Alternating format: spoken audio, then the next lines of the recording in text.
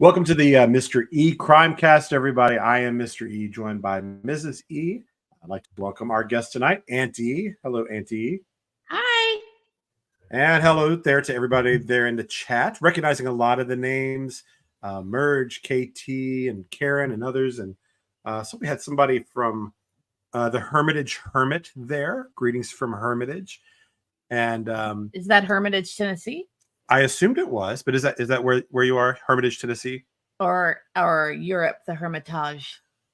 I guess it could have been a few places. If it's Hermitage, Tennessee, we're very familiar with that part of town, and kind of over there, to be honest, in ways. Miss the restaurant. Definitely miss the restaurants. Great restaurants over there. HM Hands. HM. Oh yeah, haven't seen you in a couple episodes. It is. Well, wait, we gave so many options. Is it Europe or is it Tennessee? I think Hermitage Hermit's going Tennessee. Oh, okay. Oh, it's today's summer solstice from Oregon. Oh, hi, Linda S. Summer. Okay. Wait, no, it's not. It's tomorrow. Oh, well, somebody else already told me it was today. Maybe I'm crazy. And of course, Olivia's here. Hi, Olivia. Our wonderful person. The real Me Too. Oh, Charlene Haggerty. I recognize HM Hands. Joella Naw. Hi from Kentucky. Hi, Joella. I don't know how to say that, but hello. I think that name with the G there has been here before. I think that looks familiar. GDFGD. And yes, so we do have some things on camera tonight. Opie Mom, hi. Yeah, so quite a few of you. Great to have you all back here. Hi, Jill. Hi, Tiffany. Want to say thank you for our members coming in. And I think Olivia, let's see. Olivia posted if anybody else is interested in being a member, you can do so at the link Olivia posted above. We do appreciate our members and we hope we are making them happy. What else? I don't know. Yeah, well, I mean, I could kind of go into a little bit of what we're going to be thinking about tonight. How do we say that? SRB. Is that a heart? Ooh, I don't know what that. I don't know what that. Bren's a new subscriber. Hi, Bren. Welcome in. Aunt E, you look good for being in your 60s. Don't know who that is, Molly Colley. I can guarantee you she's not in her 60s. Oh, Tiffany. 60s, but not 60. Tiffany gifted. Thanks, Tiffany. You're the sweetest. Oh, I don't know what that. She gifted a membership. I know, but look at all the weirdness. The N symbol, the hashtag, and the 9. Maybe that's the username. Thank you, Linda. I'm not sure. I appreciate that. Well, thank you, Tiffany. Well, thank you, You're Tiffany. the sweetest. Very nice. Whoever Tiffany gifted a membership to, please send her a virtual hug and please thank her because that is super sweet. They are not free. So thank you, Tiffany. Yes. Thank you so much, Tiffany. That's very nice. We appreciate you. And Merge got it. Woohoo! All right. Well, congratulations, Merge. Very good. So that's awesome. Yeah, Merge has been here a few times. So that's Maui Girl's back. Hi, Maui Girl. All right. Sorry. Yeah, great to see you again. We're definitely becoming a bit of a community here where I remember some of our conversations and thoughts that you've all had. And so it's getting really fun to kind of see everybody coming back. And that's saying a lot. It's a really bad memory for names. I remember I recognize all of these. I just for anyone that's new to us, there are of you that I don't recognize, and even if you've been here once or twice, it's always kind of good to just kind of go over what we're doing here initially. I think we are a true crime channel. We just started a few weeks ago, and really the reason we wanted to do this was Sebastian Rogers. That was the whole catalyst for everything we're going to do here. So we basically were, as a couple, having these conversations about Sebastian every day, following every little interview and detail that came out. We had our own theories and thoughts, and we're having these things occur to us that we weren't really seeing out there on any of the shows or the Facebook pages or anything. and wanted to share them. And then over time, we just decided to go ahead and do it. If you're not familiar with the Sebastian Rogers case, he did disappear sometime between February 25th and 26th. He was reported missing that morning. He has autism and chromosomal deletion disorder, a 15-year-old boy from Hendersonville, Tennessee. And the appearance at first was that he simply walked out of the home without his shoes, without his phone, carrying nothing really but the clothing on his back, his glasses, and a small flashlight. And so a massive manhunt swept the county.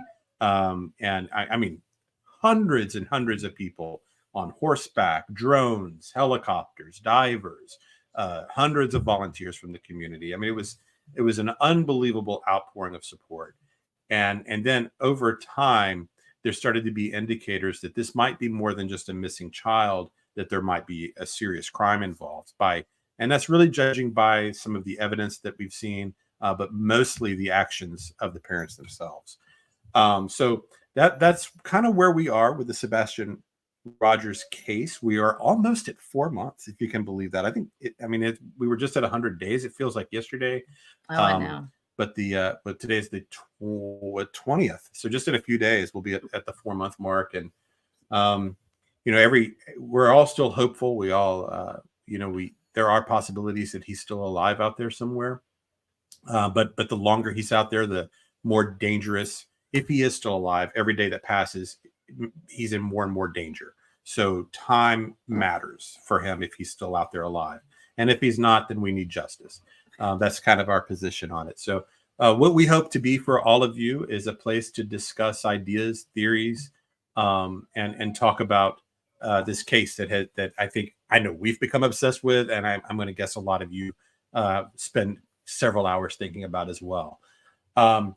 And the last time we talked, we discussed the whether or not this was a cold case or if it was indictments were pending. And that was kind of the topic of discussion. And we kind of left it at, well, I mean, it looks like this thing's kind of winding down. There may not be a lot to talk about. But as always happens with the Sebastian Rogers story, right, tons of stuff came out. I mean, you've got Seth doing an interview. You've got relatives, people that know Chris. We've got this thing going on at St. Jude's. We had a missing child here locally. So lots of these things. And then in the meantime, at a request, we wanted to, we had promised that we were going to do some footage here locally. So we're going to do that tonight as well. So hopefully we'll be able to get to a lot of this. We may not even be able to get to everything on my list. There's so much going on. Okay. Seth's birthday is today. I did not realize that. Happy birthday to Seth. And we hope some good news coming for you sometime soon. And you heard him last night on his, what was it called? News Nation interview. News Nation. It was about a 6-minute interview or so. A Maui girl says she wishes Seth would come on the show. Yeah, we haven't reached out to Seth other than just on our own show, kind of offering an we pretty much only talk to each other. So we're kind of in our own little bubble here, I think. But if Seth or any of his friends are listening, we would be happy to have him be on the show. We would do an interview or let him talk about anything he would like. And actually, that offer is good to. I mean, if you agree, I think we could offer that to Chris and Katie. Oh, also, absolutely. I'm open-minded, so yeah. I'll talk to anybody. We'd be happy to speak to any of them. Our promise to them would be to be fair. We're not going to on any one of the three try to we would just simply ask questions. There are just things we don't know. I mean, we've got ongoing lists of questions that I just don't have the answer to. And if you'd like to clear any of those things up or just get the word out there about Sebastian and get more awareness for him, which we would hope that all three parents would want, then you're welcome on our platform. We'd be happy to do that, of course. I want to say hi to a couple more people real quick that have popped in. Sam's Pretty Paranormal. Do you remember that one? I do. That was one of our earlier episodes. And Sharon's here and Amber Martin. And I don't know if we said hi to Anne, but hi, Anne. Thank you for coming. We're so excited to have everybody here. We appreciate all of you guys so much. Twisted Reality. And Sharon says, happy birthday to Seth. And we do hope he has a happy birthday. I know it's probably a really difficult day for him. Well, I'd say every day is difficult for him. So Yeah. Some people, though, the holidays hit harder, different types. HM Hand says the puppy. Yes. Brownie, for whatever reason, wants to sit in our lap all the time. They are hams. They're like, they just got to be on camera, don't they? The little dogs. Did they do their pre-show back there? They haven't done the pre-show of for fighting. some reason. They don't do this. They don't really play that way until we're doing a show, and then they're back on this.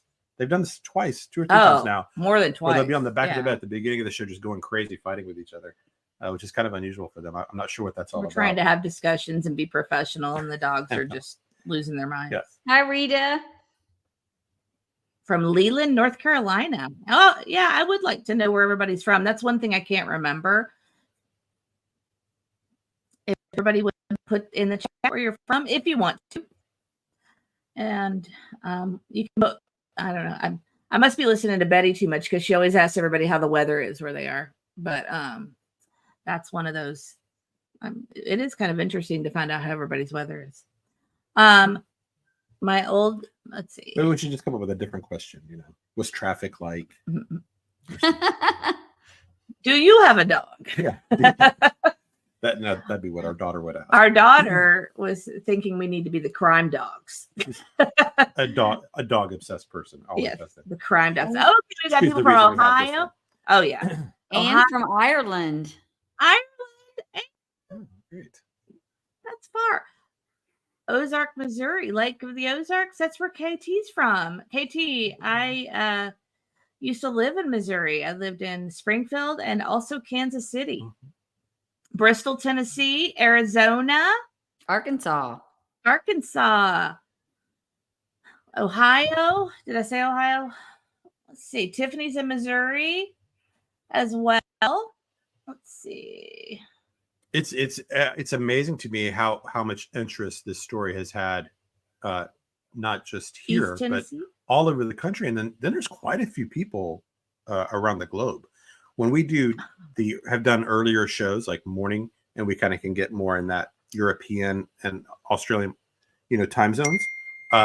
There's a lot of people around the globe when we've gone earlier than. I guess we're cutting out intermittently. Our tech guy. I'll have to text our tech guy and see. Let me just make sure. Oh, sorry. Oh gosh, sorry. I think it's doing what it did before, and he made that adjustment, and it fixed it. Okay, well, I will work on that. You guys keep talking, and I will work on that. Yeah, unfortunately, we can't hear that on our end, so I can't hear that in the headset if it's clicking out. Can everybody give us a thumbs up or a thumbs down if you can hear it? If it's cutting out, give us a thumbs down. If it's normal, just give us a thumbs up. I would appreciate it. That helps me to know. Yeah, so we want to make sure the sound's good, because if the sound's not good, that's not fun for you guys. No, we can't tell. Even with the headsets, we can't tell for some reason. Alaska and Washington. Oh my gosh. Okay. And KT's dad used to live in Nixa. Okay. KT. Right now it's good. Funny fact about me, KT, is I used to work at Exotic Animal Paradise. And that's I can't remember. It's not far from Springfield. Okay, so they all think it looks good or good sounds now. good. It's good. Okay, now. so I'll if it does go out at any time, if you guys would alert us, that would be great. Merge has got us on 65-inch TV. Oh, wow. Oh, I'm so Merge, sorry. you should not do that. Boy, I want to clean the pores a little bit. Maybe that's why the people are calling us 60. It might be better just on your phone. Just watch this on the phone. KT says, "Oh wow, Mrs. D." Yeah, I got to hold a baby tiger. Well, I used to play with the baby tiger daily, and I got to hold brand new baby lions, twins, one in each hand. It was amazing. Now we look blurry. Do we look blurry to you? No, we're not. I think we're okay. How weird. And then also a monkey stole my Subway sandwich. So that was interesting. The kids loved that story because I was eating a Subway sandwich and a monkey jumped out of its cage and stole it. So well, let's get into this a little bit. I think I'd like to start tonight. Just a couple of smaller items, some updates, just things we've heard that we don't need to spend a whole lot of time on, but things that might be of interest if you've been kind of following the story. First of all, if you did see the story that happened maybe yesterday, the day before, about there being possible remains found around St. Jude's area, it turned out later that was a cemetery, and so they suspected that was probably a bone from a moved grave or something along those lines. But of course, it got everybody's attention because it was St. Jude's, and with Chris being right there, that's been one of those popular theories, is that he may have done something on that site, and so that got everyone's attention. But as it turns out, that was a bone from, I think, 100 years ago that they discovered. Wow. So that is kind of a non-issue. So, but if you hadn't heard that update, it appears that's nothing connected to this case. Just kind of a weird coincidence that it happened to be right there at St. Jude's. I think they're starting. The other is, if you do follow our YouTube community stuff and that kind of thing, we did have a story that seemed to be developing yesterday with a young lady named Sarah who had gone missing at the Indian Lake shopping center. There were already some kind of weird rumors and things about how that unfolded, whether she was in the parking lot or actually in the movie theater, having an argument with her parents or not, and different things. But she had gone missing 2 nights ago, and then it became an alert the next morning. And so by the afternoon and kind of getting later into the day, we were all kind of starting to think, oh, okay, then this girl is still not turning up, because you would think, at some point that somebody would, because her story was everywhere. I mean, it was all over town, and we went down there to Indian Lake to get flyers to help out. Yeah, it was late. They had already handed out the flyers, but they already had them all over the shops, all over the place. There were a dozen cops there, like their cars were parked out there in the lot, and so we couldn't see any officers at the time, but we assumed they must have been inside looking at security cameras or talking to shop owners and that kind of thing. And then it turned out she was fine. So we were thrilled to learn that late in the day. Cutting out again. You keep talking and I undo your. Yeah, it happened on the last show a couple of times too when I went back to listen. Okay, I'll be back. I'll get our tech guy. He's supposed to be listening. It comes and goes. You go ahead. Sure. I just wanted to let everyone know we appreciate you sharing the information about her. Just happy to say that she was with her friend somehow. And it was around 5 o'clock yesterday or so that news broke, and so everyone was relieved and thrilled to know that the little girl was okay. There were some kind of strange things surrounding that. Besides that, it was there at the Indian Lake Shopping Center, which is right across the street from the Texas Roadhouse there in Indian Lake. So at the time that happened, of course, people are kind of going, "What's going on here?" We didn't know where this girl was. People started, online, were kind of saying, hey, do we have a predator problem of some sort in this area or something along those lines? And of course, so since the girl was fine, then, that kind of got pushed to the side. But it was another kind of strange coincidence that it was literally across the street. Like if you've heard the Proudfoots refer to the Culvers, where that Sebastian liked to get ice cream, that's right there too. It's like right in front of that shopping center. So it's an area just right around a lot of points of interest from the story. Okay, can you hang on 1 second? I think I am going to put something on the screen because our tech person does not want to be on camera. So I think I know how to do it. I don't know. Can you guys still hear me if I show that? Can you guys still hear us? Yes, we can. Okay, great. All right. So you can keep talking. Yeah. And oh, well, hold on 1 second. We have to unplug the microphone. But Aunt E, you can talk if you want. Well, I think the case yesterday, with that being resolved pretty quickly, it kind of put people's mind at ease that it wasn't some kind of serial problem in the area. But you go back to, everybody's on red alert right now in the Hendersonville area because of Sebastian's disappearance. So there's been so much come out, and I don't want to step on Mr. E's toes on what he's going to discuss, but there's been a lot of information just floating out. Seth did an interview last night that I think we're going to talk about a little bit later on. And there's been some other information from someone that's been having correspondence with the Proudfoot. So there's a lot of information that's come out in just the last 2 days. And as we did our last show on being a cold, is it turning to a cold case? We get more and more activity and information going on. So I think that we're ready to see Sebastian be found, and we started the podcast just for that reason, to raise awareness and let people know, this kid is missing, and he's a special needs child, which is close to all of our hearts. And so anyway, I think we're ready to check the mics and see how we're working. Let's go. Yeah. How are we doing now? Are we good? Are we back? Yes. Sounds good. Okay. Great. So we'll hope that takes care of that. Thank you to our producer friend. Great. So we're back there, and no, it's okay. I mean, if that happens again, and talk about any topic you want. I've just kind of got an order that I thought we could go in, but we're not married to that at all. But since you brought it up, we could go. Oh, one last thing I did want to mention about that little girl. Unless you have something. I'm kind of worried about the text, so you go ahead. Okay. So I was just going to say, one of the ladies we were getting a lot of information from in real time was the great aunt of that little girl. And on Facebook, she was answering a lot of questions, dispelling some rumors and all that, and was, very upset and trying to, do what she could to get some word out.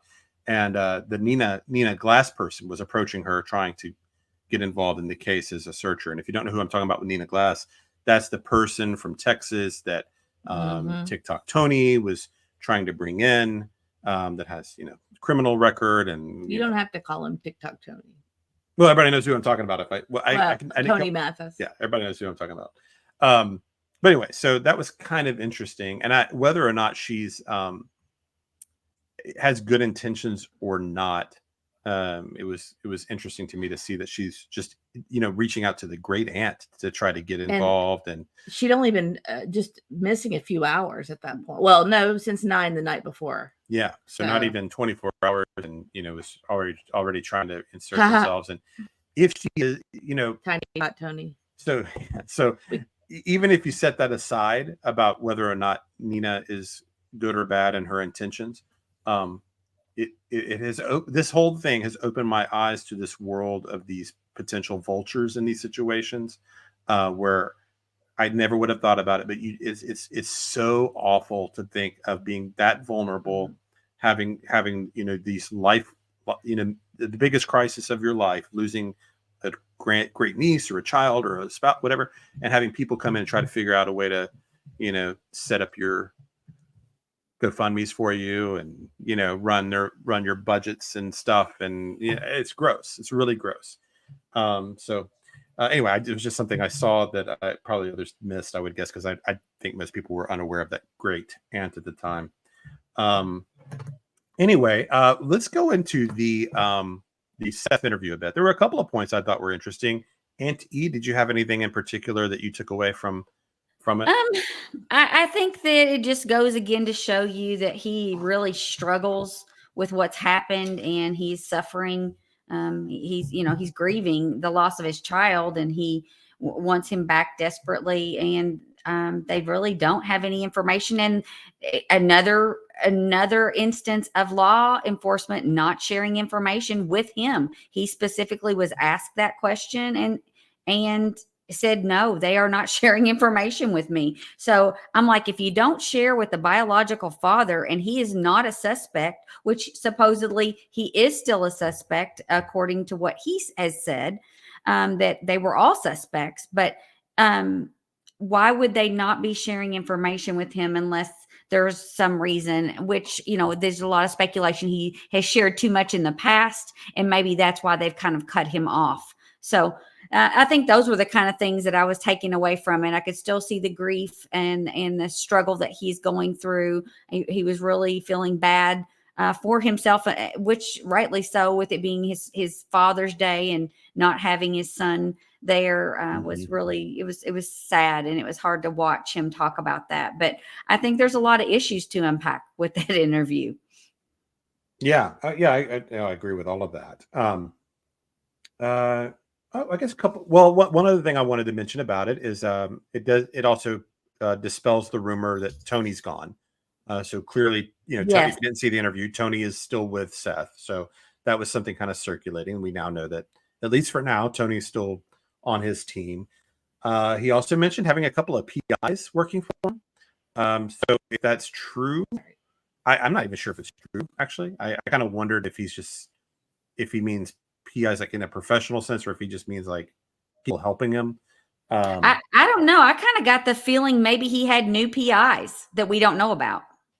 Yeah, and maybe he's decided to go the route of having them work more behind the scenes and not as public figures like he did with the others. Maybe they're kind of keeping it more in the background, which I think maybe that makes sense to him as a strategy. And then another thing I wanted to point out is just that when you, like everyone knows, I am a fan of Deception Detective, and I'm always looking for these signs of deception or not. And Seth still does the things that are typical of someone that's innocent. Like, even though people don't like it when he criticizes law enforcement, it is a sign that he's innocent, because one of the things that Deception Detective has pointed out before is that when someone's innocent and they're not involved in their child's disappearance or whatever, over time they think something should be done.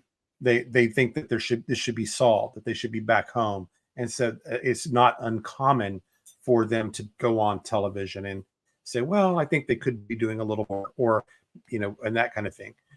So that's actually a sign that he doesn't have anything to do with his son's own disappearance. Another sign is that he wants it to go to the FBI, because if you are guilty in any way, the last thing in the world you want are the feds involved in the case. You want them as you don't want that. And maybe that's not so much a Deception Detective technique, but more just a common sense kind of logical thought. Right. Right. I know if I've committed a crime, I'm not calling the FBI hoping to get them involved. And, right. I'm laying low as much as possible, saying, oh no, everything's great the way it's going, because so far, they're not arrested, right? So anyway, that's all I had on the Seth interview, unless you've got anything about it that you picked up on. No, I just felt bad for him again. I mean, I know that he's not the best communicator. I know that he's got a bad rap for being direct and angry. And I mean, there's a lot of things to not like about him, to be honest, but at its core, he is a hurting father. And there's no denying that. There's no denying that he is hurting and that he wants his son back more than anything. No matter what information. Yeah. He wants more information from law enforcement, and he wants more help. Yeah. And I would be frustrated too. And people probably wouldn't like me much either. Because if I felt like I was getting wronged by the police, or, not getting enough help or enough work, you would see me all over the place, and people might not like me either. I haven't met him personally, so I can't really say what he's like personally. I know some people have, and some people have had a bad impression. But again, I try to put myself in the shoes of somebody who has a missing child, and I try to give them a little grace on that. So, right.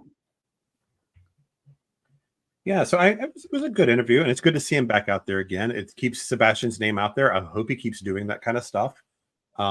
Just doing that, another sign that he's an innocent person. I am continually surprised at how many people still think that Seth is involved in his son's disappearance. And I realize I don't mean it in that I'm blind to Seth's flaws. I know he's done some bad things throughout his life. The divorce papers, there's a lot of really troubling things, even if they're like, oh, for sure. And I don't forgive him for that. I do feel bad for him. I can dislike the things he did, or that was claimed that he did. Yeah.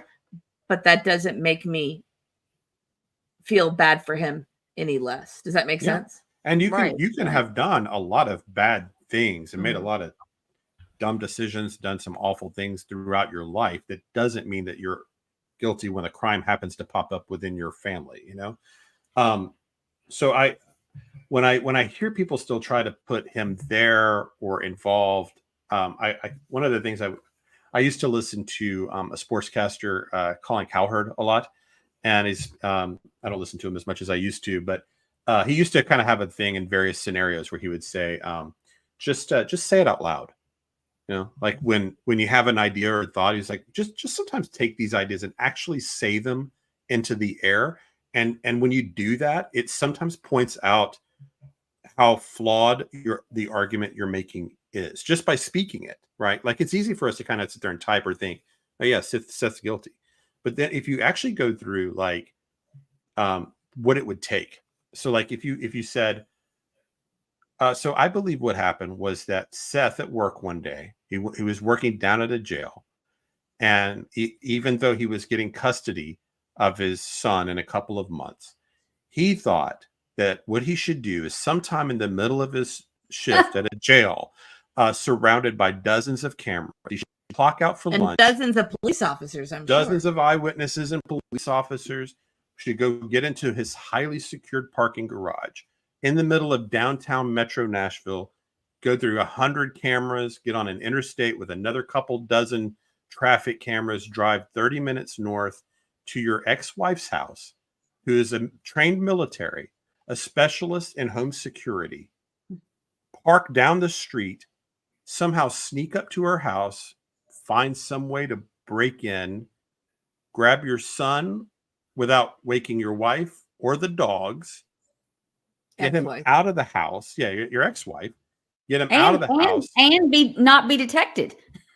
Not be detected. Yeah, nobody hear you. The dogs don't go crazy. No alarms or anything, because he doesn't know what the situation is. And he doesn't go out the front door because, as Chris and the neighbor have said, he couldn't have gone out the front door because the cameras were there. So somehow he got out a door that by morning time was locked from the inside, according to Katie and Chris. Then he goes to his car, disappears. Sebastian, where? A part of town he doesn't live in? Does he drive back to Clarksville? Does he even have friends in Hendersonville? I mean, that's a long way. Whatever he does takes another 20, 30 minutes. Then he drives back by another couple dozen traffic cams, back into the city, into the parking garage, swipes his code, gets in. Another couple dozen witnesses are like, man, why'd you take a 2-hour lunch? Where have you been? Probably longer than that. And think you're going to get away with that. Like, how does that makes any variation of that? Like, once you say it out loud, it becomes impossible to believe. He was going to get him in 2 months. If he had any reason at all to want to think that Sebastian needed to be somewhere else or not alive anymore, he could have done it when he had custody. Why would you do it that way? It just doesn't make any sense. Timing, motive, none of that makes any sense when you actually kind of start to talk it out loud. So I don't know. I just think that's a useful exercise sometimes when you kind of hear these different theories. Sorry, I'm moving the camera. But anyway, I know there's people that disagree with me. Everybody's entitled to their own opinion, of course. And I understand he's not a likable guy. I don't particularly think he's done a lot of great things. I feel bad for him. I think he's got an awful temper. I don't like the way he's treated Sebastian and other people, even people that have supported him in this. He's in a very tough position. He's brought a lot of heat on himself, but I don't think he's a suspect, not a legitimate suspect. Well, when you say it like that, I'm just kidding. I don't think so either. And he really, in my mind, hasn't been a suspect the whole time. I just think they have too much evidence that he was where he was supposed to be through the hours of the disappearance, and he's not involved. But we have to figure out who is involved, and I think that's where we all kind of struggle with what we have left to discern from. Yes. Right. So anyway, is this going to be a recurring segment? Say it out loud. I don't know. Maybe if it fits, or if people. You guys like it? If people like it, say it out loud. I did have fun with our fake interrogation last week. I thought that was. I loved that. I thought it was awesome. That was my favorite part. That was fun to do. So I don't know. We'll try different things. So this is kind of not a. Well, did anybody have any thoughts on that we want to share? Oh, or anything that was happening in the chat? Well, we always love to check the chat. Oh, Linda G Linda G says he doesn't discern people's motives well and ends up choosing the wrong people and running away people who are helping him. I think that's a good assessment, Linda G. I really do. One of our early episodes, we had a whole entire episode called Bad Judgment or Poor Judgment. Poor judgment. Poor judgment. Poor judgment. We just kind of went through a list of things that were just a series of poor judgment. I think it started, we were like, what are the facts that we know 100% at this point? And one of them we were doing was, well, we know for a fact that all of these people have terrible judgment. That all three parents have very poor judgment, whether you were looking at Chris being married 5 times, any way you shake it, you've been married five times, you've got bad judgment. For Katie, if you marry a man that's been married 5 times, you've got poor judgment also, so we were kind of going through these different things, and it kind of became the theme of all of it. And that's how a lot of these people have gotten themselves in these situations since Sebastian's been born. It's been one horrible decision after another. They all three exercise extremely poor judgment. And that's a fact that you can, a verifiable fact. A verifiable fact. You can look at their history and you can make it would be very hard to make an argument that they don't. So that's how that started there. Do we want to talk about the sister? You want to talk about that next? If you can give me a minute to get it pulled up. Sure. What's the comment we have? Let me read that. This is a good one. Tit for tat. Tit for tat. Go ahead. Okay. That's Nancy Grace. I'm sorry. Thank you, Nancy. We appreciate you joining the Thanks, the chat Nancy. here today. In my opinion, this was a very well thought out plan. More than one person involved, and most likely the stepfather and family, or stepfather and mom. Yes, I think that we're with you on that. I think we're mostly thinking 2 or 3 people at least involved. Hard to imagine this being one person right now. But it's also hard to imagine that more than 1 or 2 people could keep it quiet. Yeah, I in a weird way, I'm hoping that multiple people know, because that it makes it more likely that somebody's going to talk. Just because, I don't think they're going to talk if they're not interrogated. Or they have been interrogated, or just make a mistake. They've made mistakes. They've been questioned. Have they been interrogated? There's a difference. Well, in a way, do you mean as far as a style or approach? Yes, I mean they ask him standard questions like what did he have on, what was the last thing he did, and they just ask him questions, or did they do more of an interrogation style and do some accusatory things the way they do when they're trying to prove a case or get a confession? The questioning has a whole lot to do with what people say, and if they were lightly interrogated or lightly questioned and it was just matter of fact answers, what time did you leave, what time did you return, they're all cut and dry. I think that it has a whole lot to do with the police approach to how they handle the suspects. Yeah, there's definitely for sure, you're definitely right. That's why I was saying our last show, I was like, if there's one thing I could know about this case, I'd love to see their interrogation footage of Katie and Chris. And see I don't think we'll see that unless there's an arrest. Yeah, there won't be unless there's an arrest. But I agree with Merge. Merge says interrogate the old-fashioned way. Yeah, no kidding. I think the street justice 1970 style. I think I was going to say that's something that. Yeah, I mean, again, is something a guilty person would say, that you'd want 1970s style street justice. I have to say though, 1970s style, detectives were pretty cool. So they were.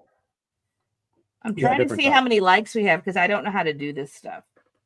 But if you guys wouldn't mind to take a moment and give us a like, I would really appreciate it. Or subscribe if you're out there and you're not subscribed yet. We would appreciate that because it helps us with the algorithm. It helps us find more people, or people find us, I guess. And we just appreciate it. Yeah, thank you. We appreciate you doing that for us. We love all of you guys, and we love hearing your thoughts and kind of discussing things. So, anyway, let's see. I don't know. How do you tell how many likes? It looks like we've got 82 likes and we've got 208 people in the room. So, oh my goodness. Wow, thank you. No, we need more likes. We need more I'm likes. just grateful for the ones we have, I guess. Maybe. Well, there was a time when we would just have our one fan, Adrian. So we could have just called him on the phone. Yeah, we could have called him on the phone and FaceTime We him. could have just done a FaceTime. Yes. Yeah. It just helps us with the algorithm was and it fun helps too. other people find us. And we do appreciate all you guys. I haven't seen Adrian in a couple of shows, so hopefully he'll. I be think back we turned sometime. Adrian off. Adrian was like, I like to be in the center of attention. He got spoiled. He got spoiled. Thank Maybe you, so. W. Smith. Ginger Girl was number 81. Oh, thank you. Thank you. Oh, that's another good point. Mandy Moo. This is a great point. Mm-hmm. No, we were talking about this earlier. Why no reward fund?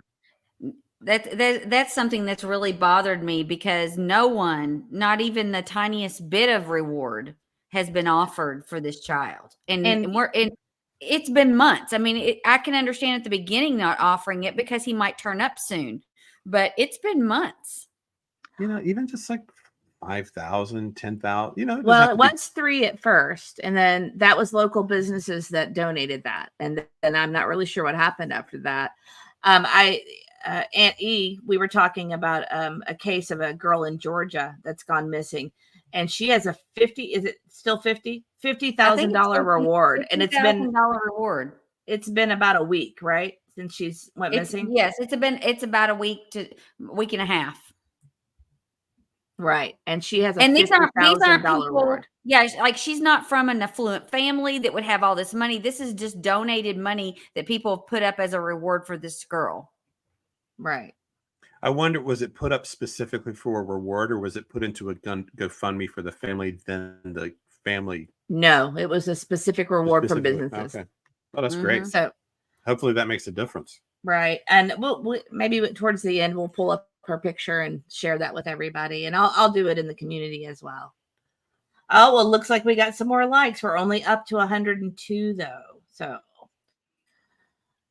All right, let's get into this next. Okay. Let's do this. Okay. So if you haven't seen this, it's kind of hard to see, so I apologize. Yeah, Let me see if I can make it in the whole screen. It doesn't make a difference. Okay. It doesn't make much. I can read it though. I can pull it up. I was going to pull it up here too if I could find it. Let's see. I've got it handy. Would you like it? Sure. Okay. You're losing people. I know. Okay. Let's see.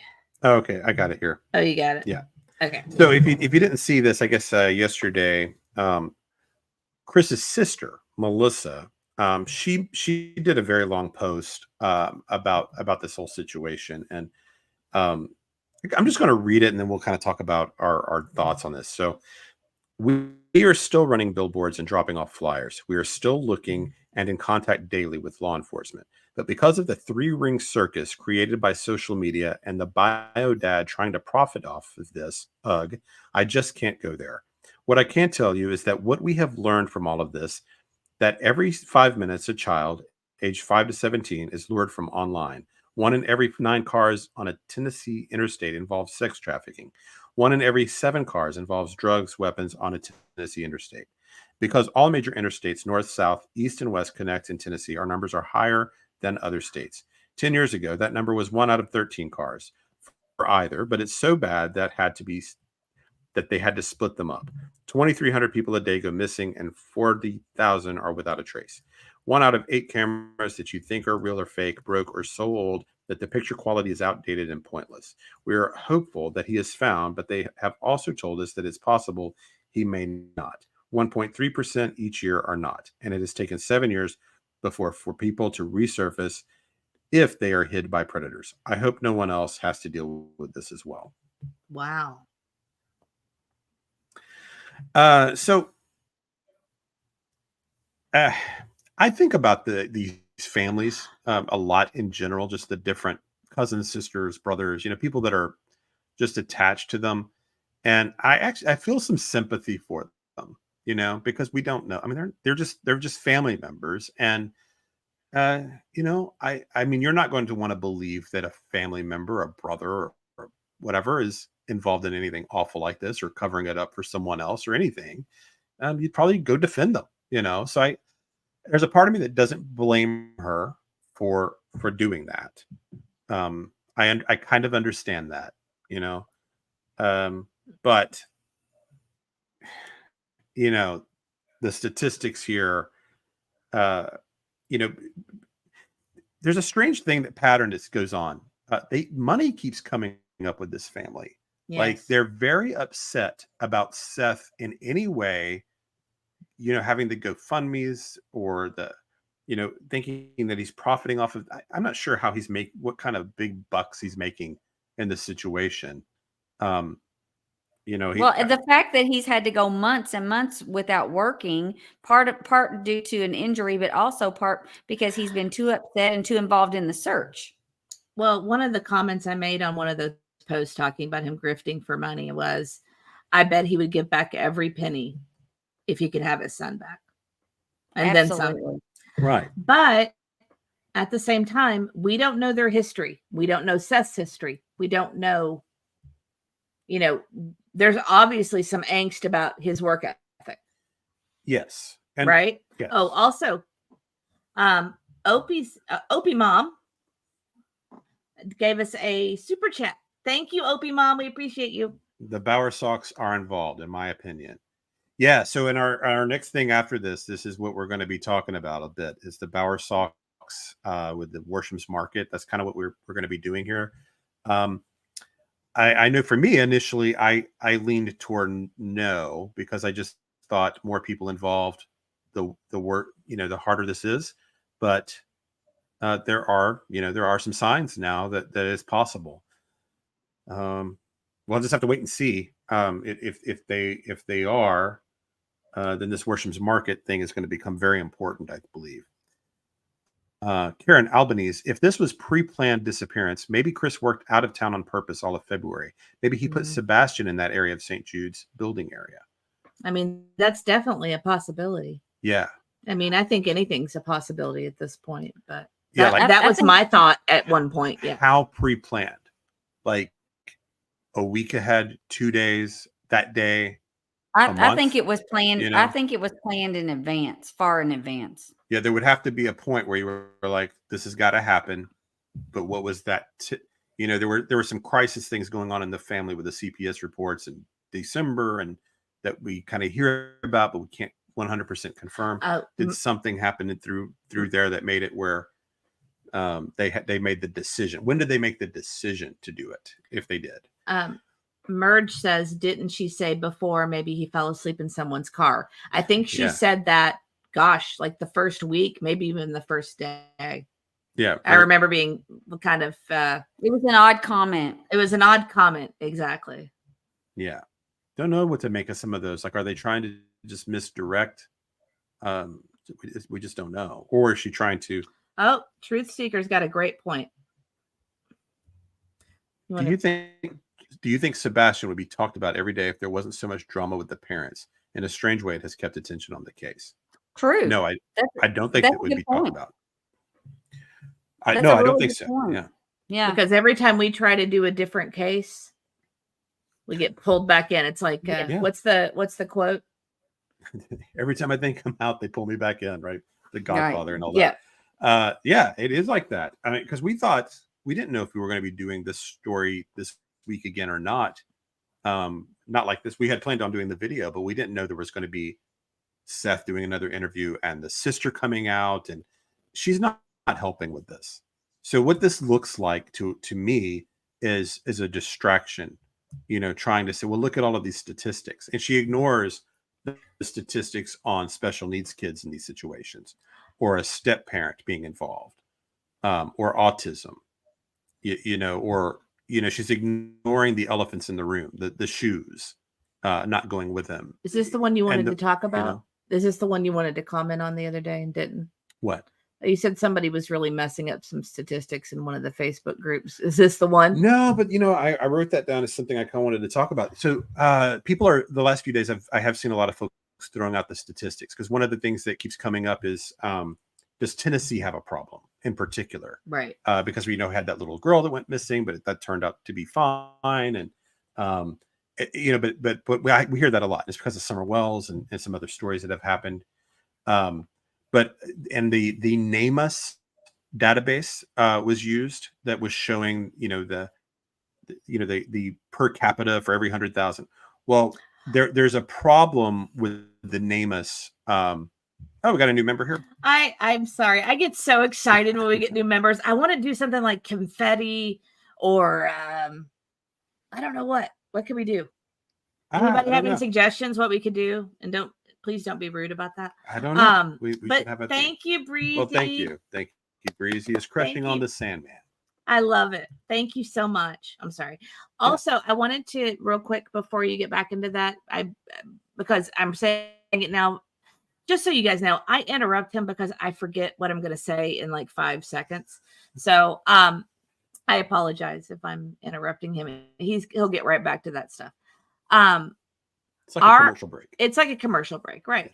And during this commercial break, I would like to tell you a little bit about our moderator, Olivia B. She's starting her own channel, or actually she has started her own channel.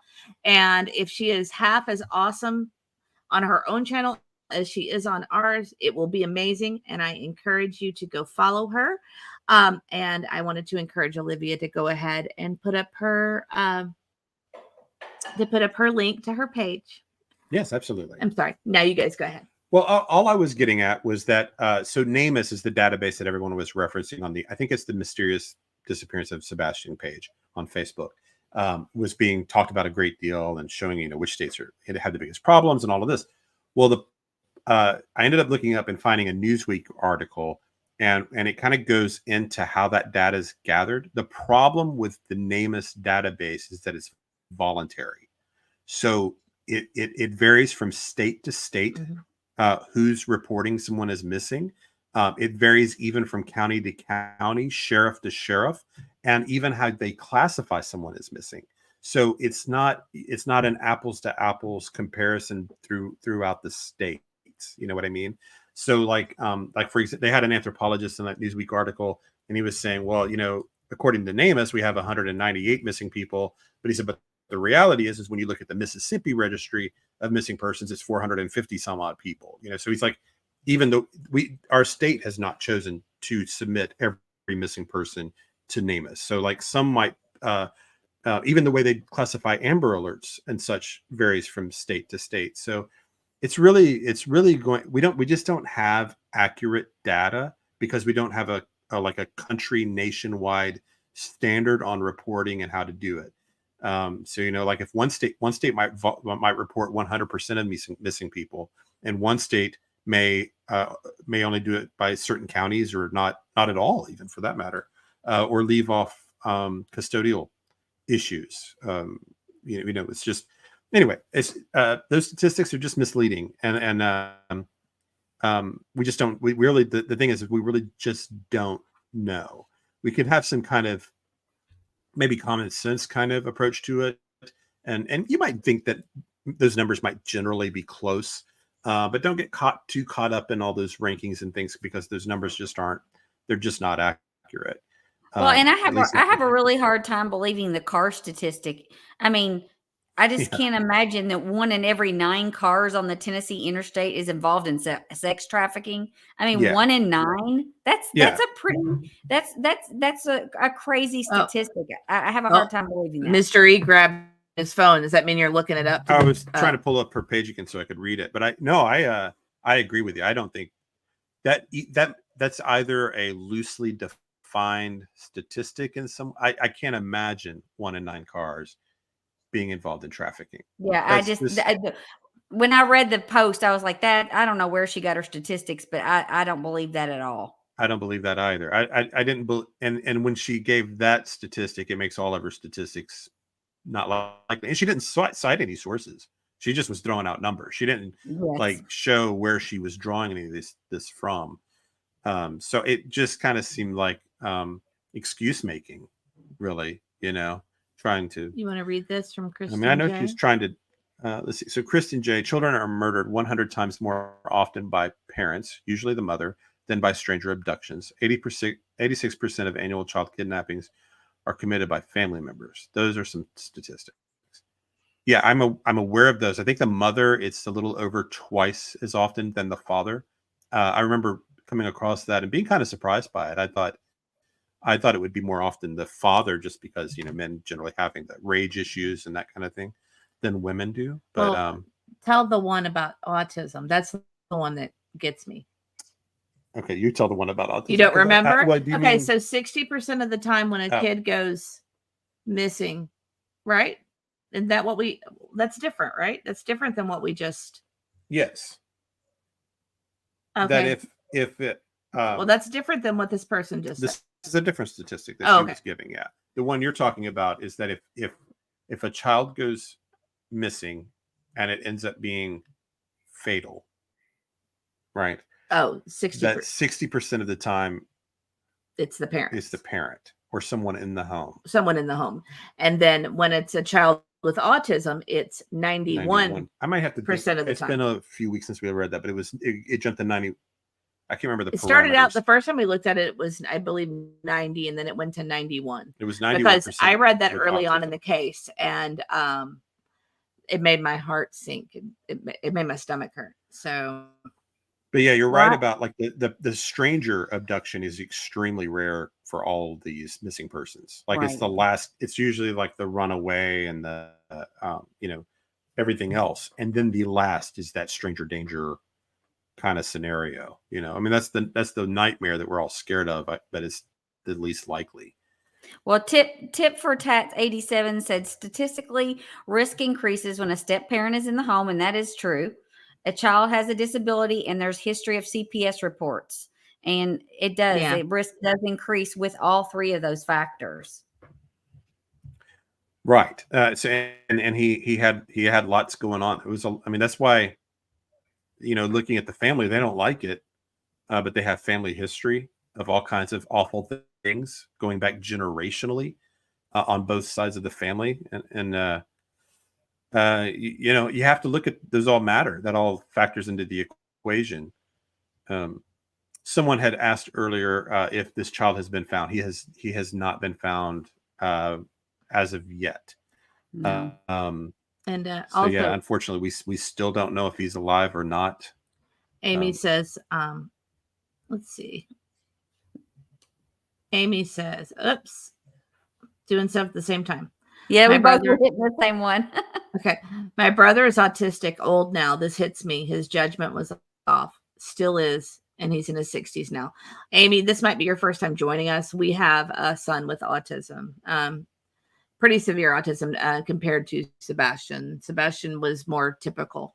You know. Mild.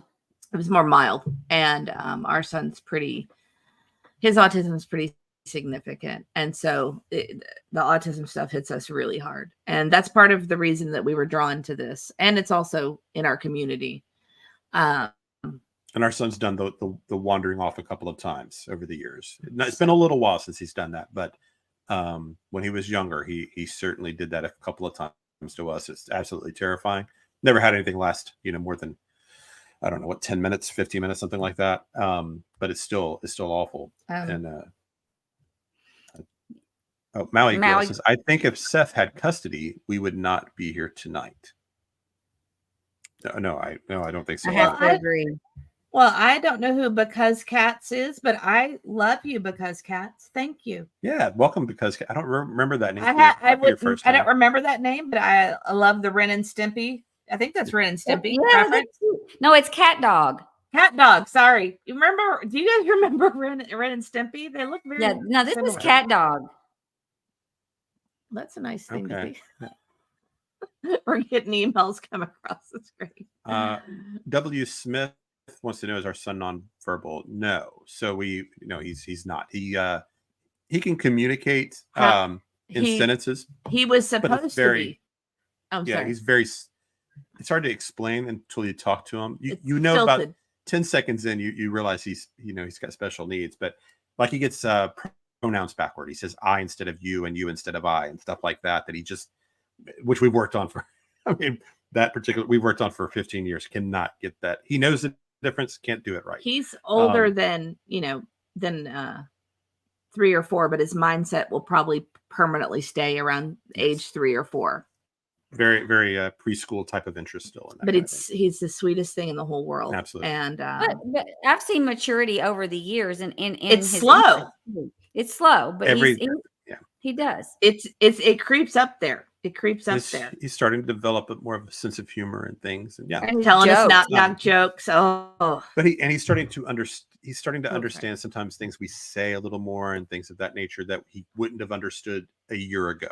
So, so it's just. I heard somebody years ago. If you remember the kid with autism that hit like those 6 3-pointers in a game. The McElmaine, I can't remember the kid's name, McElmaine, something like that. He was like the water boy for the basketball team. Do you remember? Yeah, I remember it. It was awesome. Yeah, this is years ago when we were new to. I'm gonna put us back on the screen because I feel like I'm getting cut off. The little boy goes into the game. They're like, let him play for a few minutes, and he knocks down like 6 3-pointers. It was in amazing. Like 2 minutes, and it was like, oh my god. And the crowd's just going crazy. The team's, it's incredible. And I would have to say, if if our son got to do that, he would probably hit some shots too. He's really good. I don't know if he can hit 6 threes, but I don't know. He can shoot a basketball. Okay, he can shoot. But to answer your question in a roundabout way, he was told by us early on that he was not supposed to be verbal. That he would only say 2-word commands. Is what they called it, 2-word mans, like want, cup, pick up, things like that. And gosh, we did 40 hours of therapy a week, speech therapy, ABA therapy, food therapy, occupational therapy, physical therapy, you name it. We did everything we could do. And, we have his teachers say to us all the time how, amazing and how far he's come. So. But he'll never be able to live on his own. He'll always have to be with us. Right. So I just was going to say that the reason I was bringing that up with the basketball, the boy that was playing basketball was I've never forgotten was the mother of that child was talking about it afterward, and she was describing autism, and she says autism is like the Berlin Wall, and you're trying to chip it away with a hammer, and it's just one little tiny piece at a time, and when you break through, it's huge, and it's just you just got to keep going, and that's sort of the way it is. It is it's baby steps all the way. Those kids are capable of just about anything, but getting there, I mean, it is methodical, and you've got to just learn one tiny thing at a time, and that's kind of how it is. It looks like Misty's here. Misty is our other moderator. Thanks for joining us, Misty. I think you were worried that we weren't seeing your comments. Sorry. And Karen had a question for you guys. Oh, I'm sorry. Oh, Karen, as parents of a son with autism, have you ever felt pushed away? My son did this, and it really hurt for years due to sensory problems. He definitely has times where he needs a space. Yeah, but he's a cuddler. He does love to cuddle. That, in fact, I would suspect if I walked into his room right now, he would ask me for a cuddle. So, and anybody that walked into his room right now. Sometimes if we're talking to him or whatever, and he's done, like there's just times he's done, he'll just go, "Gotta go now." He just walk out the door, and he gets overwhelmed. Okay, buddy. All right, we'll see you in a couple of hours. That's okay. He gets overwhelmed, and that's okay. It does hurt people's feelings if they don't know him. Yes. Or they don't know him well enough. Even family, it will hurt their feelings. Oh, is he mad at me? No, he just is overwhelmed by the activity, and he needs to go to his safe space, which happens to be our bedroom. Yes, he likes to hang out in our bedroom. So, well, do we have anything else we want to talk about as far as the sisters post there? I mean, I didn't really. I mean, I think it's interesting that she was talking out. Let's see. Breezy is crushing on the Sandman. My son has autism and is an engineer for Toyota manufacturing, and I couldn't be prouder. Aww, good for him. That's awesome. Yeah, good for him. Oh, and Justice Jane's here now. Hi, Justice Jane. Welcome back, Justice Jane. Good to see you here. This is a good point that kind of leads into some other things that have been happening in the last 2 days. R. Taylor says, I'm upset with people taking pictures of Chris's daughter since she is visiting for the summer visit and they're putting her at risk. I have seen pictures of them out to eat at the local Mexican restaurant, and Faith. Okay. I'm going to disagree here. Did you really look at that, Katie? It's her, yes. I don't think it's her. Yeah, in one of her interviews, you can see her tattoo, and her tattoo is in the picture as well. Oh, okay. It's on her forearm. Then she's gained some weight. It's on her forearm, and it's the identical tattoo that was in one of the interviews. So I'm positive it was her. Okay. The reason I didn't really look at it because it just didn't look like her to me. No, it didn't. It didn't. And why would she go to Goodlettsville? Goodlettsville's pretty far. Not far, but was it good? I thought it was at the local Mexican place just down the street from their house. No, it's my understanding it was in Goodlettsville. I had someone message me about it. Which Mexican place in Goodlettsville? I don't know. It could be Rivergate. It's not that far, but I don't know. It just seems like there's a Mexican restaurant on every corner here. Why would you go to Goodlettsville? Maybe because you don't want to be recognized. Maybe, I don't know. Yeah, maybe. But it was definitely her. Well, she's gained a lot of weight then, and I don't mean that ugly. Please don't yell at me. It just did not look like her to me. It did not look like her. But of course, stress can put weight on you. It can also absolutely. I don't mean it ugly. Yeah, and I hope people are. I didn't know that anyone had posted pictures of the daughter. I just saw the one picture of. I could only see the side of her head. I did not see a full picture of her or posted of Faith, but I did see that she was next to her at the table. Yeah, ethically, I mean, what is the line on this kind of thing? I don't know. I think. I mean, the daughter. Nina posted her picture on Facebook too, though. Yeah. So. But well, that's true. If the mom's doing it. Yeah. It could be medication. Karen Powers says, I can look for the picture. I just kind of felt, I don't know. I didn't dismiss it. I shouldn't say I dismissed it. I just kind of went like, okay, I don't know if that's her. I'm not going to get it. It's drama. So I don't know what relevance it had. I didn't feel like it was drama if it was a picture of her and it was actually her, and the fact that you can verify that they do have custody of Faith right now. She is visiting for the summer. So I thought those were all facts that could be important. I mean, but does it have relevance to the case? I guess that's my point. I don't know. It could. Maybe. I just think that it is a fact we can say, yes, that was them. They are out. She is with them currently. Oh, we've got a fake Tony Mathis. Woohoo! We are big time now. We've got a fake Tony Mathis in the chat. Oh, do we? Oh, wow. Yeah. And Joelle, you said it's Chris's daughter there. I think she's just there for summer. We had a fake Magnolia the other day too. And I had to talk to Olivia. I was like, why did you block it, Magnolia? She's like, that wasn't the real Magnolia. And I'll tell you what she said. And it was crazy. It was not anything we'd want to see. Oh, this is funny. Morning Ray said, can't even escape the stalkers in Goodlettsville. Oh, no. Right. I mean, how are they going to live a normal life at all until this is resolved? I don't know how they do. No. I mean, I guess they're going to stay here. I don't know. I don't know how you can. I don't know. I mean, there's too many people here that know the situation. And like I said, anybody I know that knows the situation thinks they have something to do with it. I like what R. Taylor says here. This is a great thing. I like to see a new law in Sebastian Rogers' name for abused and missing children. All children 0 to 18 years old, you're missing or abused. I think all stops need to be taken out for home and car, phone taken police.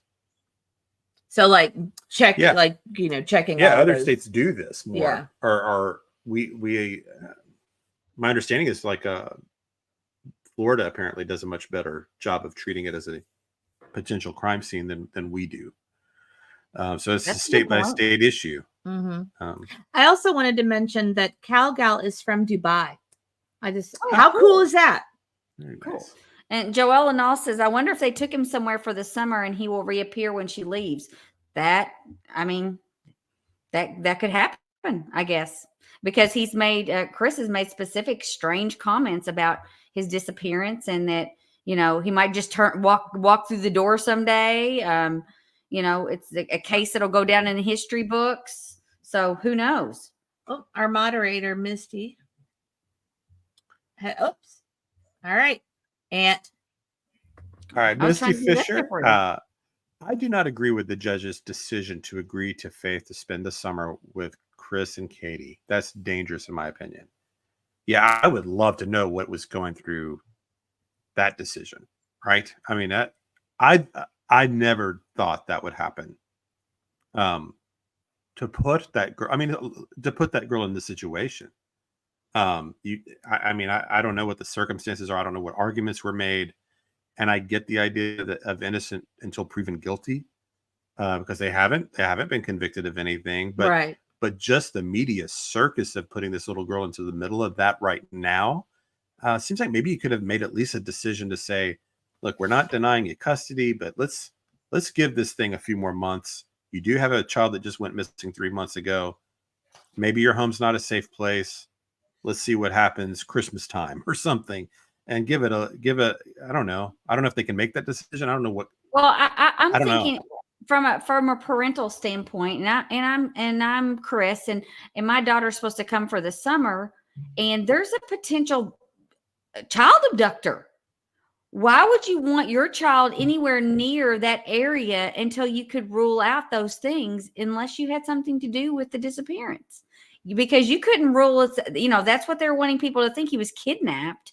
Or Right. he walked out the front door. And if he was kidnapped, then that would mean the area isn't safe. And what if they targeted your child next? I mean, all of those things are things that would play in your mind if you were a parent that cared and wanted to keep their child safe. He would say, let's not do this summer. You stay there. You're safer there until all this is resolved. So that in itself spoke a little bit to me about their, where they're coming from.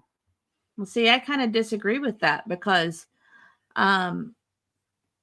if they've already had one child abducted from their house, then it's probably not going to, the odds are that wouldn't happen again. Yeah. But if the area is not safe, if you were a parent that was worried and you had a kid that was supposedly abducted, would you want to take the chance on another child being abducted if the area wasn't secure? Even if you think it's not the parents, it might be a neighbor or something, or a family member. That's a good point. That's a good point. Either way, they did not protect the child with special needs. Oh. And it's not, maybe that's not fair, but I don't know. I think it's like, and already she's getting photographed when she goes out to restaurants. She's 7 years old. She's dealing with who knows what kind of people are walking up to Katie in public and saying who knows what in front of this little girl. It's an awful situation for the child. Let's see here. Marcia says, a lot of people may or may not agree with me, but if my child was there for the summer, not knowing Katie's and Chris's mental status, I would want everybody to take pictures everywhere they saw them. Okay. Yeah. I like keeping them accountable almost. Yeah. I guess it just depends on how you feel about the privacy issue and stuff like that with a 7-year-old. And some people are very, very protective of that. And none of these parents seem to be. I mean, like other people have mentioned in the chat that we haven't pointed out. I think Maui Girl and some others that that both Chris's family and Nina, is that her name? Nina. Nina have posted. I told you he's bad with names. I am bad with names. Have both posted her picture in lots of places publicly. So they're not doing. They don't seem to be concerned with her image being out there. But I get your point. Maybe even Nina is kind of like, hey, okay, I'm glad to see pictures of my daughter at a Mexican restaurant, safe and sound. Maybe that's in a weird way some comfort. Or I get that. I want to mention this real quick. The Real Me Too's here, and the Real Me Too is a wonderful person. And yes, I did. I took a screenshot of that before we started. So thank you so much for sending me that. I'm really interested. That video sounded kind of, I don't know, just really interesting. I'm interested to watch it. So. Oh, this was the interview or something that you mentioned. Yeah, I want to watch it. Obviously we can't watch it right now, right. But thank you so much. I appreciate your help and everything that you've been doing to help me. I appreciate it. Okay. Sorry. All right. Well, you want to keep moving there's a forward? There's a lot of great comments going on. I know we've got such a great chat. Thank you guys so much. I don't want to miss out because we made a promise a couple of weeks ago that we were going to go back and do some video we kind of asked if people were interested in this, and several of you were. So what we did, we went back to the high school because we had been there before, but we hadn't videoed in such a way to see what was going on with the security cameras, because we were interested in what kind of coverage there was at Worsham's, at the high school, and at the little storage building next to Worsham. Beach storage, Yeah, beach storage there, because those are things that keep coming up. All three of these locations are possibly big to the story, and we didn't, because the first time we went through, we really weren't paying attention to cameras, so we wanted to go back and see what kind of security there was, if there were blind spots, and if they were doing anything nefarious in these areas, would they have been caught, and how, or not. So that's what we have to do here in a moment. I just thought that was kind of interesting. Which one? Because I actually would have done the same thing. Misty Fisher. If I was in Nina's shoes. If I was in Nina's shoes, I would have got a hotel motel as close to where my daughter is for the summer. I would have too. Or maybe bought that house in the neighborhood before they took it off the market. Yeah, I bet you can get it cheap. Moved right then. Yeah, I know. I mean, I can't imagine how she is over having her there for the summer. Just giving your daughter back to an ex, it's hard anyway. But to put them into a situation where you think there's a good chance that they are capable of the most awful act imaginable. I don't, right. I don't know how she's doing it. And you're half a country away, and there's just really nothing she can do. She's just got to pray and wait. So Mama Bear, Mama Bear, the last court date was postponed, so the amendment that was already set in place had to be followed through with. I had not heard that. No.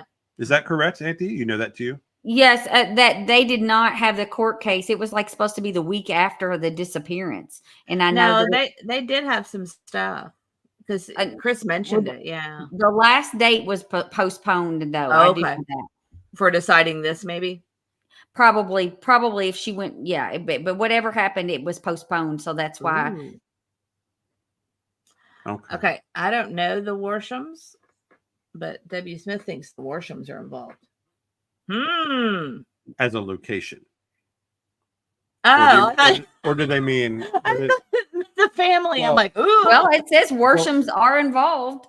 So if you don't know, just before we get into the video, sure, I can be pulling it up while you're talking. The reason these locations are interesting, Beach High School, we actually timed it today, is just over a minute away from their neighborhood. Well, you were driving super slow, and I was driving really slow, and it was like a minute 30 so we seconds. figured it'd be more like a minute 10 from a normal person. So anyways, it's about a minute away from their neighborhood.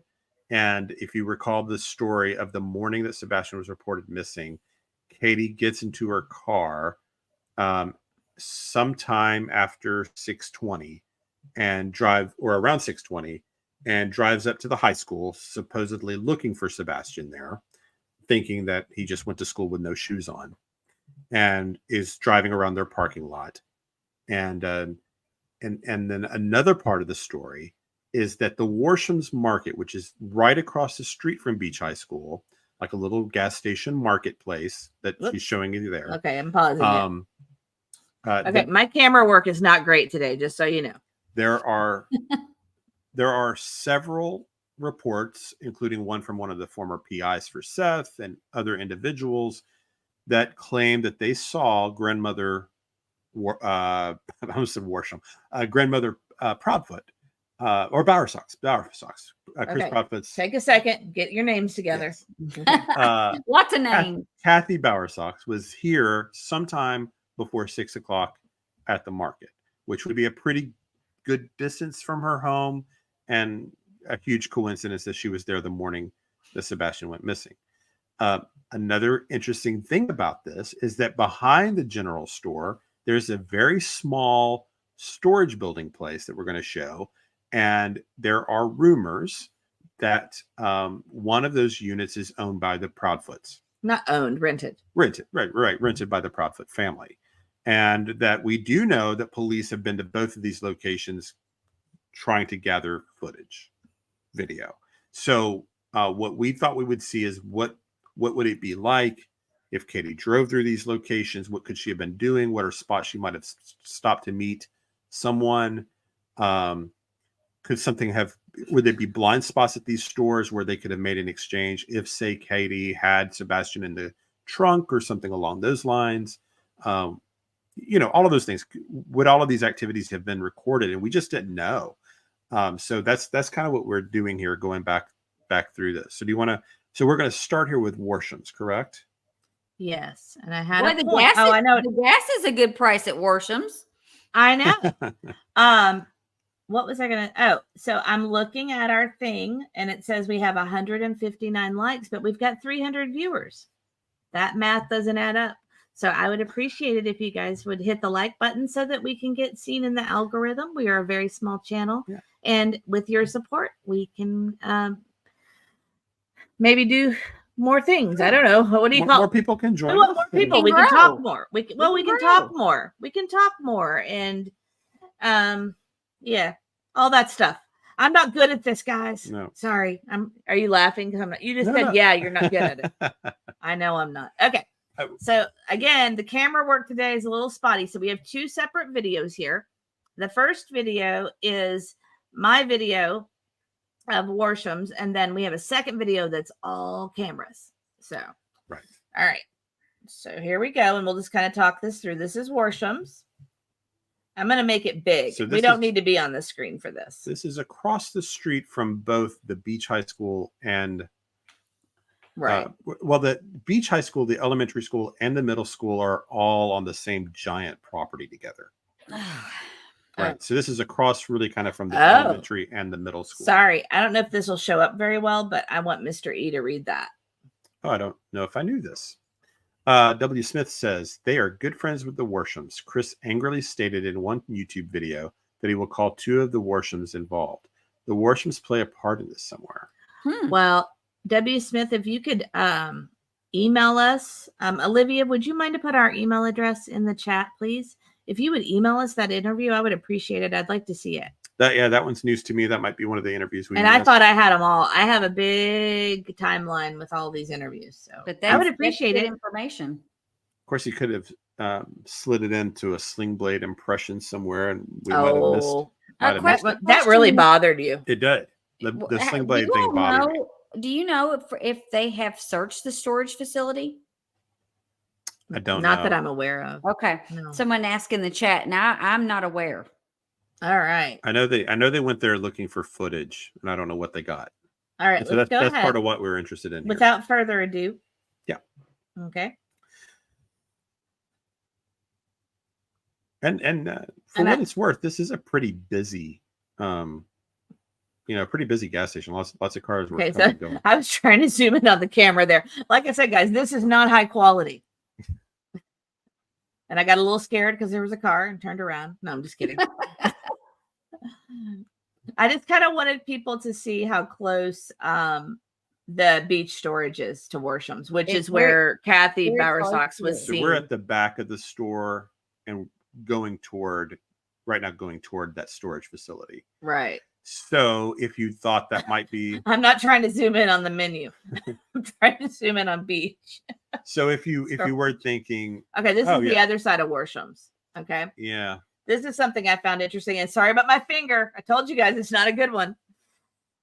That at least we'll know if somebody steals it for their channel because my finger will be in it forever. Yes. So we kind of jumped back to the gas pump area, and there's this creek down to the side. Yeah, and it's got a trail. Paths and trails, and I'm sure these were areas that police went to almost right away in their search because you would think to go along creeks and trails like this. So I'm sure they went down here because this would be a logical place for a runaway to try to slip through. Right. And so that's just kind of give you some bearings on the thing. And now we are starting to see signs again. And so I took a video of one of the signs. We're starting to see these again in the area. So that makes me really happy. I would think Terry Lynn probably has something to do with this. Why did they not use a more recent picture? I mean, he looks like he's maybe 12 in that picture. Is that not the optimism picture? I mean, that's not one of his older pictures. He looks really young there. I don't know how old he is now. Oh yeah, he does look really young in that one. You're right. I'm like, it looks like you would choose the latest picture you had of him. Yeah. Well, I had been in Terry Lynn's chat, and I told her I was, that we were really starting to see more signs around, and I knew that she was responsible for that. And it's good to see them because they were gone for a really long time. So they can make a difference. I think they make a difference. They do sometimes at least make a puts the difference. pressure every time a police officer or the sheriff's office or Craddock drives by and sees one of those. It puts more pressure on them to get this solved. The thing I always think is, what if somebody was in the area that night, saw something, didn't realize they saw something, but isn't normally here, and maybe like visiting a friend or something, and then they come back 4 months later, they see the sign, haven't heard about the story, and go, oh, I remember seeing this kid in the back of a car or whatever, seeming upset and having an argument, whatever it was. You just never know. You never know what somebody's seen, and because like I said before, we're all obsessed with this story. We all know a lot about it, but not everybody does. There are certainly lots of people that do not know anything about this. And we were actually over the weekend, we mentioned this in our last live. We had gone camping with a large group of people, and you would be surprised. And they lived the next county over, and you would be surprised the number of them who had no idea. Right. That they knew he was missing, but they didn't really know any details. Oh, that missing kid from Hendersonville. Not anything other than that. Was he still missing? Right. It was like very minimal information. Didn't know, because the local news has stopped covering it for the most part. So we saw several of these more than we had. Olivia, the real Me Too is asking if we could have the link for membership and also the channel link. I don't think I can get the channel link. I can get the channel link in just a second. I'll put that up for you in just a second. Or if Olivia or Misty wouldn't mind to do that, I'd appreciate it. You want to put us back up or leave it the video? Let's leave it on the video. Okay. So now we are going over to Beach High School. Like I said, I've got a more detailed up close video of all the cameras at Worsham's. So this is Beach High School. We're kind of following more of the drive. Actually, what we're getting ready to see first is around the schools. Okay. Which school are we at first? Actually, we're at TW Hunter first. Okay. So we're at the middle school. This would be if you were going from that storage building across the street entering the campus. Right. This is across from. So this will just show you how close this storage building and Worsham's are to getting to the campus. Right. So this is the middle school. I'm sure we all have a lot of theories about what happened this morning. So we're just kind of hoping that visualizing this can help us all flesh out. So this is driving into the campus. No? Wait. Now this is us driving. Okay. So let me stop. Okay. So if we were imagining the morning that Katie came to the high school.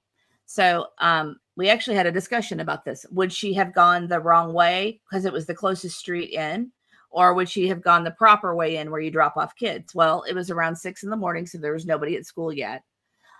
My argument is that she would have gone in the first area she could go in if she was looking for a child frantically. His argument was maybe she didn't. So that was, but essentially I won over and we're doing my route. So imagine that. Skystone, no, I don't think anybody said he was 10. I said the picture looked like he was 10. And we realized he's a 15-year-old. Yeah, she was just saying that it looks like a much younger. I think that the complaint is that we really wish we had more accurate pictures or newer pictures that made him look his age. Right. So yes. So basically, this is the Marsha. Thank you very much, Marsha. That is so sweet. I think you mean us. Yeah, so, it says true crime. True crime is a keeper. I wish you all went live every day. Channel this going places. That's very nice. That's so sweet. I'll tell you. We the next day we usually go through and start reading the comments and everything, and it's been really great. 99% of everything's just so positive, and we appreciate you guys too. We're just having a great time getting to know all of you and hear all of your thoughts, and we're humbled by everyone being here and joining with us and being so kind. I don't think we could ever go every day though. I just don't know. I don't think we our could do kids would allow for it. it. It's a. We have to move mountains to make Yeah, this happen. I just don't think we could do it. I know there are people that do. God bless them. I just couldn't do it. Marge was wondering, is Worsham's open 24 hours? I would not think so. We'll go back over there. Maybe it'll have it on the. It might have it on the side. I would guess in the video not. tonight. I would think not. I doubt it. It's not. It would be neat to know when it does open, though. That's a good point, because why would Kathy Bowersox be sitting there doing her makeup if it wasn't open? Right. That's kind of odd. Or maybe she was there because it wasn't open. I can actually think of reasons, but I don't want to give her excuses. Oh, okay. Okay. But I'll just say she is a real estate agent, right? So sometimes real estate agents have to be out and about pretty early to get ready to meet, to go do things. At 5 in the morning? No. But like if you were getting ready to meet a client or something, or this is my new virtual best friend. The real me too. We have really bonded. Really bonded. You are so sweet. Thank you so much. I'm looking into the camera. I don't know how to do that because I usually look at the screen. Thank you, the real me too. I really appreciate it. You're the sweetest. You've been very awesome to us. And I love you very much. Okay. So I'm going to cry. I know. I'm just going to give you perspective of how we're entering. Imagine behind us is Long Hollow, the main road. To the left is the direction you would go to Katie's neighborhood. It's about a minute away. So she would be taking a left off of Long Hollow to pull into this drive that we're now entering. It's the first access to the high school. Yeah. So we were trying to imagine what route would she take looking for him. And if there were no buses or cars there, you'd probably just go in the even though it's a one way, it doesn't really, people would ignore that when there's no school. Okay. So nobody would be there yet. So she probably would have just gone in this way first. Okay. So here we go. So the first we're just kind of the real me. I'm going to take this down so it's easier to see for everybody. I got it. Thank you. So we're just. I made him drive slower too, guys, just so he wouldn't. I heard about that all day. Everybody was making fun of him driving so fast in the last video. Oh my gosh, you guys are going to make me cry. Crystal, thank you and so Breezy, much. Look at this. I'm sorry. I have to pause this and acknowledge these wonderful people. I'm going to cry. Breezy is crushing on the Sandman super sticker. Thank you so much. Thank you, Breezy. Is there a story behind your name? Breezy, yeah, I would like to know that too. I'm curious if it's she likes the Sandman. Well, there's lots of Sandman references out there. Is it like this? There's a picture and I can't see it because my eyes are bad. But anyway, that is so sweet. Like there's lots of pop culture Sandman references. So I was just curious who it was or where that came from. And then look at this, Crystal. You're gonna make. I really enjoy watching all great people. Thank you so much, Crystal. You guys are so sweet. Thank you for being here. You're gonna make me cry. Yes, you get all ugly. You can make her ugly cry. You're gonna make me ugly cry because that happens. I'm very emotional. Okay. Thank you so much. That is so sweet. Yeah, that was great of you guys. Okay. We do appreciate that, and we're going to keep trying to make sure that one of the reasons somebody had mentioned earlier about wish we could do this every day. We just feel like we want to make sure we're always doing a great show, and not just talking to be talking. The Sandman series on Netflix. Okay, very good, very good. Do you watch that? Or I haven't seen. I took his Netflix away to try to save money. I wonder, is it the Sandman based on the Neil Gaiman comic book? That's what I was curious stars. About. Here we go. He's going to geek out on comic books. Is that based on that? I was just out of curiosity. Okay. Yeah. Thank you, my girl. We will try not to keep it trashy. What? We will try not to be trashy. Oh, that's sweet. Everybody's being so kind. Yeah, and we were hoping that really we just wanted to create a place where we could talk. And that people like us could talk, because we just couldn't quite find. Just couldn't find. There were places that we liked, but there's, we would find ourselves every single night having these discussions. Oh, you have to hold her for a minute. Yeah. Hold on, don't mess up the microphone. Brownie is wanting her daddy. Yeah. We noticed also everything in our life has an E in it. Brownie, Mr. E. Aunt E. But that's by design. Bailey. Oh, that's Bailey. Yeah. Right. Anyway, sorry. But anyway, thank you so much. I appreciate that. Okay. I bet everybody's like, get back to the video. So we will get back to the video. Let's see. We promised the video, so we got to do the Yes, video. we have got to do get the video cameras, because for sure. this part's interesting, and I'll explain when we get there why this is interesting. You'll be able to see some of the cameras on this also, but we're mostly trying to show the path. Right. Because so like, you know, we were talking about this in a different episode that Katie, according to the timeline, seems to have been up here for like 20, 25, possibly 30 minutes or so. Sorry, Misty's gonna make me cry too.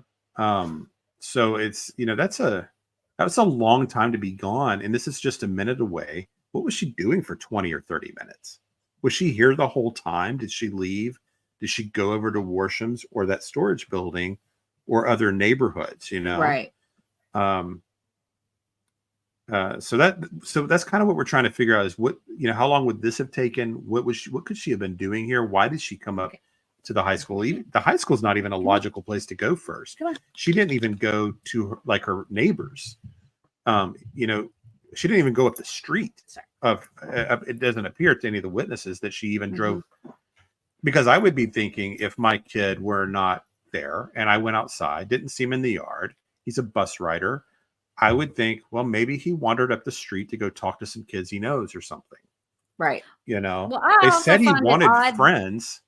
I also find it odd that if she was frantically looking for her missing son, why she didn't stop anyone that she ran across. I mean, you know, why didn't she run into Worsham like screaming, hey, if you see my son, this is, you know, he's missing, you know, and canvass that area that closest to her home. Nothing like that was done either. It doesn't make any sense. And the school's not open. It just doesn't, it just doesn't make sense. So why was she here? So we're trying to kind of go back and drive through the path and see, you know, maybe something will occur to you guys while we're driving through here where maybe a theory will pop in your mind that makes some sense.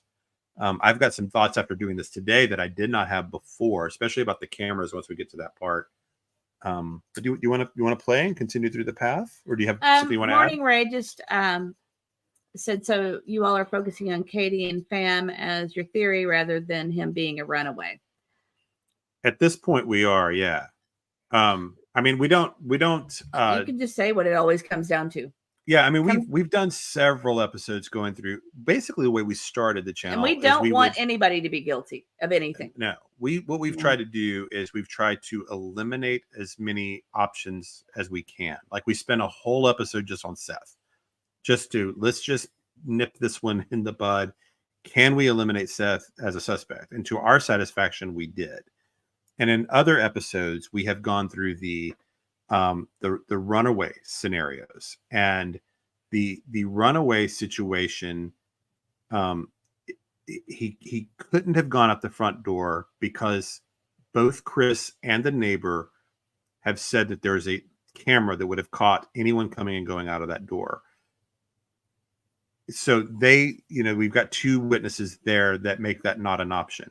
And according to everybody else, all the other doors are locked, and he wouldn't have known how to lock them back. Even by the Proudfoots themselves. But the Proudfoots have painted themselves into a corner with their stories. Well, so, and he didn't have anything with him to show that he was a runaway. He didn't grab a backpack. He didn't bring food. He didn't do anything. He didn't even put on shoes. That would indicate you were not a runaway. Yes, they don't have a scent that goes past the driveway. So we're just trying to. He didn't take his phone. He didn't take cash. I know there's the Peter Hyatt theory that it may have been some form of punishment, like a having the door, get out of here, go find your dad, slam the door and lock it, and then he got abducted. But there's still nothing to indicate that on all these cameras. There's just there's can't. We went back through the neighborhood again today, and we've noticed even more cameras than we had noticed before, because today we were more camera focused. Man, there's cameras all over that neighborhood, and not just Ring doorbells. There's corner on the house cameras everywhere. And to be fair, those could have been added after. Could have some. I'm sure some were, maybe, but I think morning, Ray, we are trying to be as fair as we can be, but we also are applying our logic to everything, and it's not, pointing us as that he ran away. I mean, I think it's like I said, extremely low possibility. And we don't want, like I said, we don't want anybody to be guilty, but there are some factors, and it always comes back to the shoes. The shoes. I would throw out everything you could think of, and he would be like, "But yeah, well, what about the shoes?"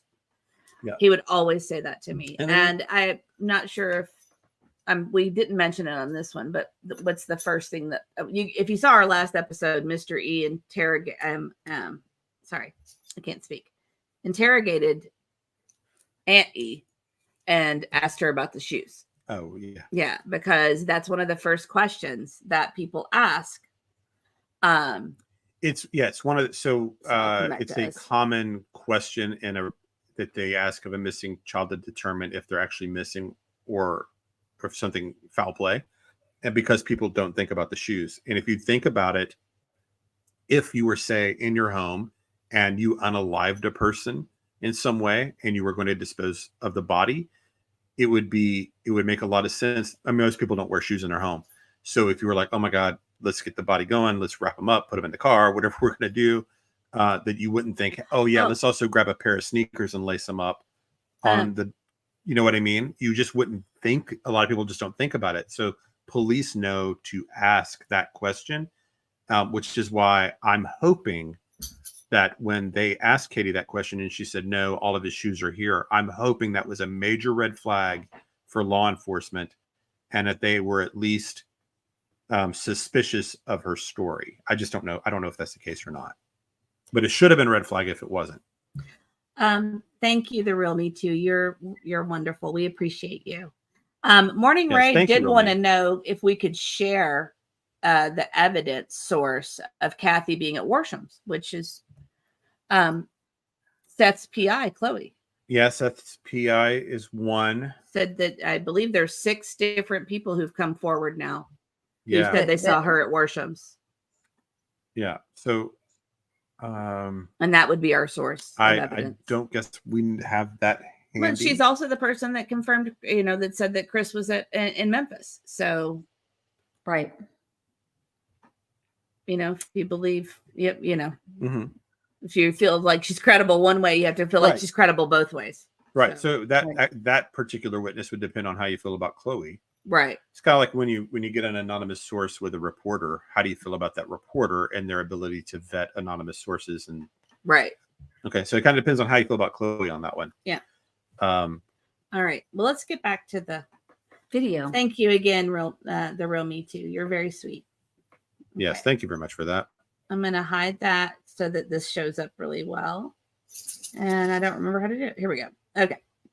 So again, for those of you who are just joining us, we're trying to take what we thought might be Katie's path, looking for Sebastian. And that's on this video. The next one, we're just going to cover all cameras. Every camera we saw, we videoed. So, yeah.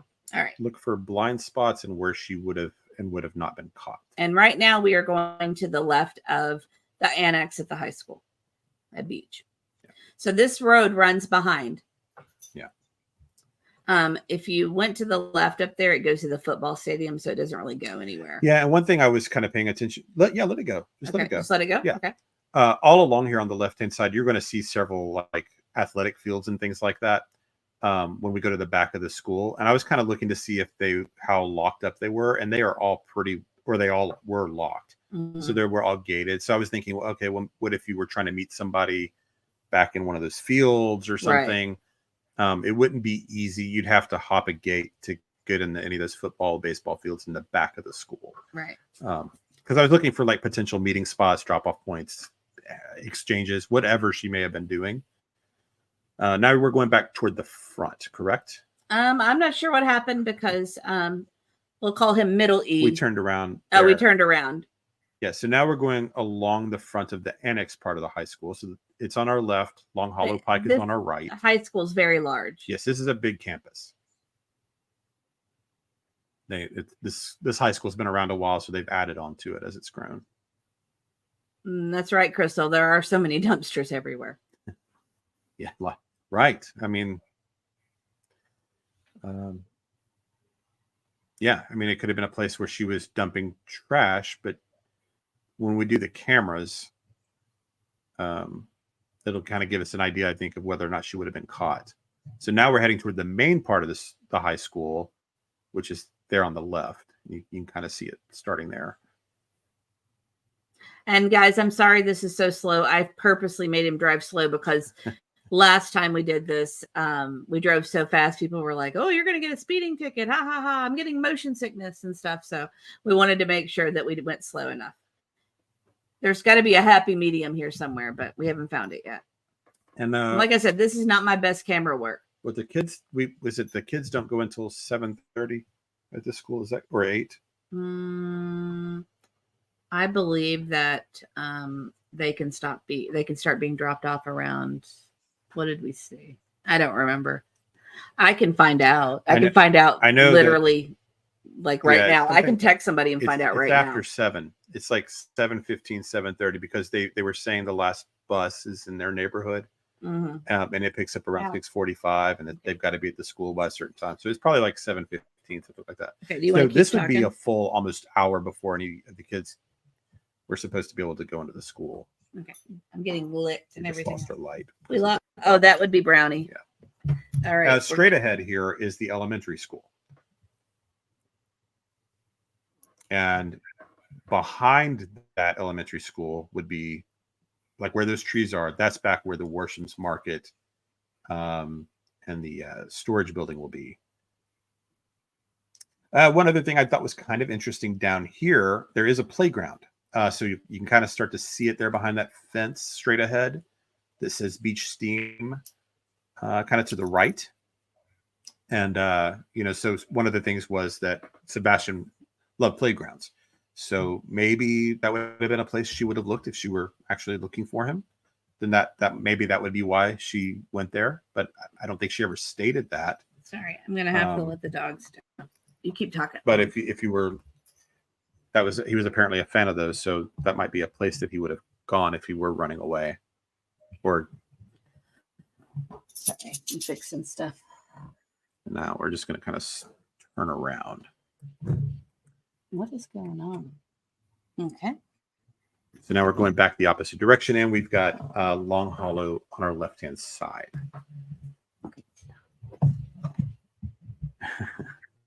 So we've got dogs licked at me. Thank you, Breezy, is crushing on the same man. This is for Brownie's treats. Aw, thank you. Thank you so much. Brownie broke our light. I can't get it to. She might share with her brother. Yeah, her brother. They're scratching my legs to death. Brownie's the younger. Okay, you keep talking. I'm gonna have to go get our tech head to fix this. I don't know what I'm doing. Yeah, so we had to circle back around. So we're going back along the elementary school. Not likely he would have gone there for any reason. I don't know if she drove down here, but if she, anyway, these are all places she could have gone. And you're probably already noticing a lot of these cameras if you're kind of looking from they're white. There's cameras everywhere. Yeah. Well, and being an educator, I know with the school safety, they put cameras on the exterior and interior of all the schools pretty readily now. So it would be very, very unusual for a school building, schoolyard, football field. It would be very, very unusual not to have multiple cameras from all vantage points in a school building. Yeah, they do. We could see that there were we won't be able to get some of those on camera because they're inside, but they're pointing out. But we could tell that, like in the hallways, that there were some cameras pointing out toward the outside. So there's even more cameras than we're going to be able to show. So this is a little bridge that connects the high school on the right to the annex to the left, and we're going back to the back of the school where these fields were. And I was kind of thinking, well, what if somebody were hanging out back there to maybe, because I still don't really know why she was there. We're not sure if she was legitimately searching, if it was for show, or if she had to get something out of the house. Lots of possibilities, I think. Lots of reasons. No, our light still looks good. So Okay. it's okay. And Roxanne said a lot of schools are gated. A lot of schools are gated now, but Beach High School is an older school. It's been around for a long, and they've added on a lot to it, but it is an older building, so they really don't have the luxury of being able to gate it very easily because of its location next to the highway. Yeah. So now this is back again to the back of the high school now. And yeah, lots of little dumpsters and hiding spots, but also lots of cameras. See cameras, yeah. Lots of cameras. Okay. You all might get a knock on the door after casing the high school.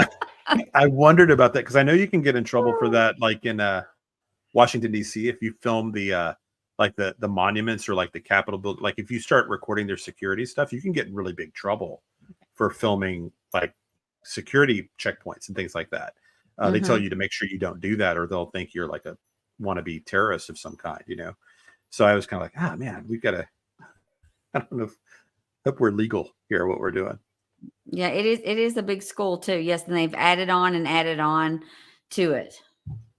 Yes. So now we're leaving kind of the high school, and is this the back of the elementary, right? Yeah, we're going. Yeah. So that playground was back there to the right. Now we're going to. This was the part that Mrs. E was excited about. Yes. Okay. I'm gonna take you down, Breezy, because this part is exciting. Yes, but thank you. We do. Brownie said thank you. Yes. So She actually needs her nails cut because she just scratched me really bad. maybe we'll do her nails with them. Yeah. But that was very nice. We appreciate it. But so where we're now on the left, we haven't shown this building yet. I don't believe that's the middle school. On our right is the elementary, and this road will take us straight to that storage facility. Well, spoiler alert. Oh, I'm sorry. You ruined it.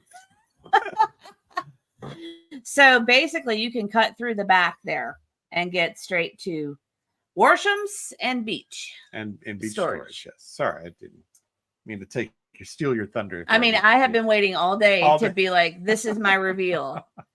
And you've ruined it. But so explain it to me one more time. Okay, hold on. Wait till you see it. See that? Okay. Does that look familiar? Yes. Okay. So you can go behind the high school. Wow. Okay. And cut around here to Beach Storage and Worsham. So wow. Right here, right? That's Okay, interesting. So Or the back exit that you can cut around the back of the school and go by the elementary school comes out right by Worsham's and the storage facility. It does.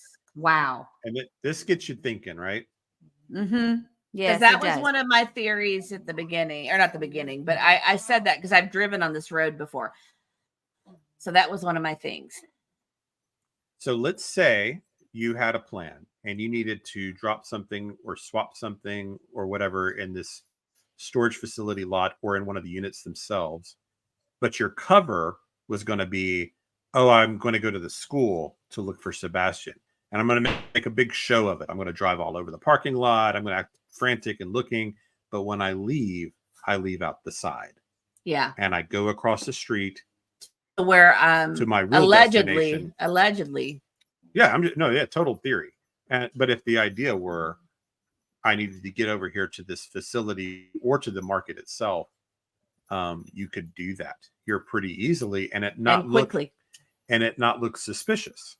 Because if your mission were to go to the high school, but your real mission were to go over to this facility, then that's your cover story, right? And your video doing it, you've proven your GPS is going to show you all over the place. You're going to be on cameras, and then you just happen to take the other exit out, maybe.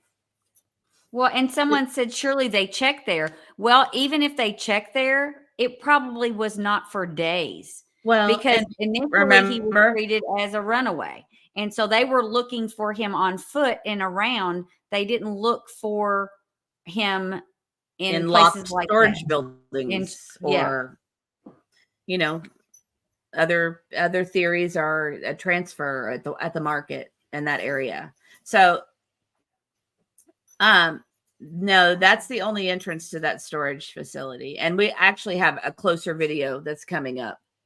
Yeah. That was merged. So I don't know where everybody else is at. And we all have our different opinions, and that's okay. I've been at a point where one of the troubling parts to me is, how did he leave the house? And in my mind, I've narrowed it down to, he either left with the flashlight incident at 3 a.m. In that mysterious car, or he's in the trunk and left after 6 o'clock with Katie to one of these locations. So that's, to me, we're trying to see if this theory is feasible, makes sense, and is even possible. And that's why the camera stuff we're going to do next kind of comes into play. Someone did ask what the bodies of water are near the area. There's a lot of creeks, but the larger bodies of water are a little bit further out. But yeah, there's a creek that runs all behind that storage facility. Yeah, it'd be a real shallow kind of creek, you know. And other than the retention pond, which was not that deep, that was near their house, near the construction site, but I don't know of larger bodies of water in that immediate area.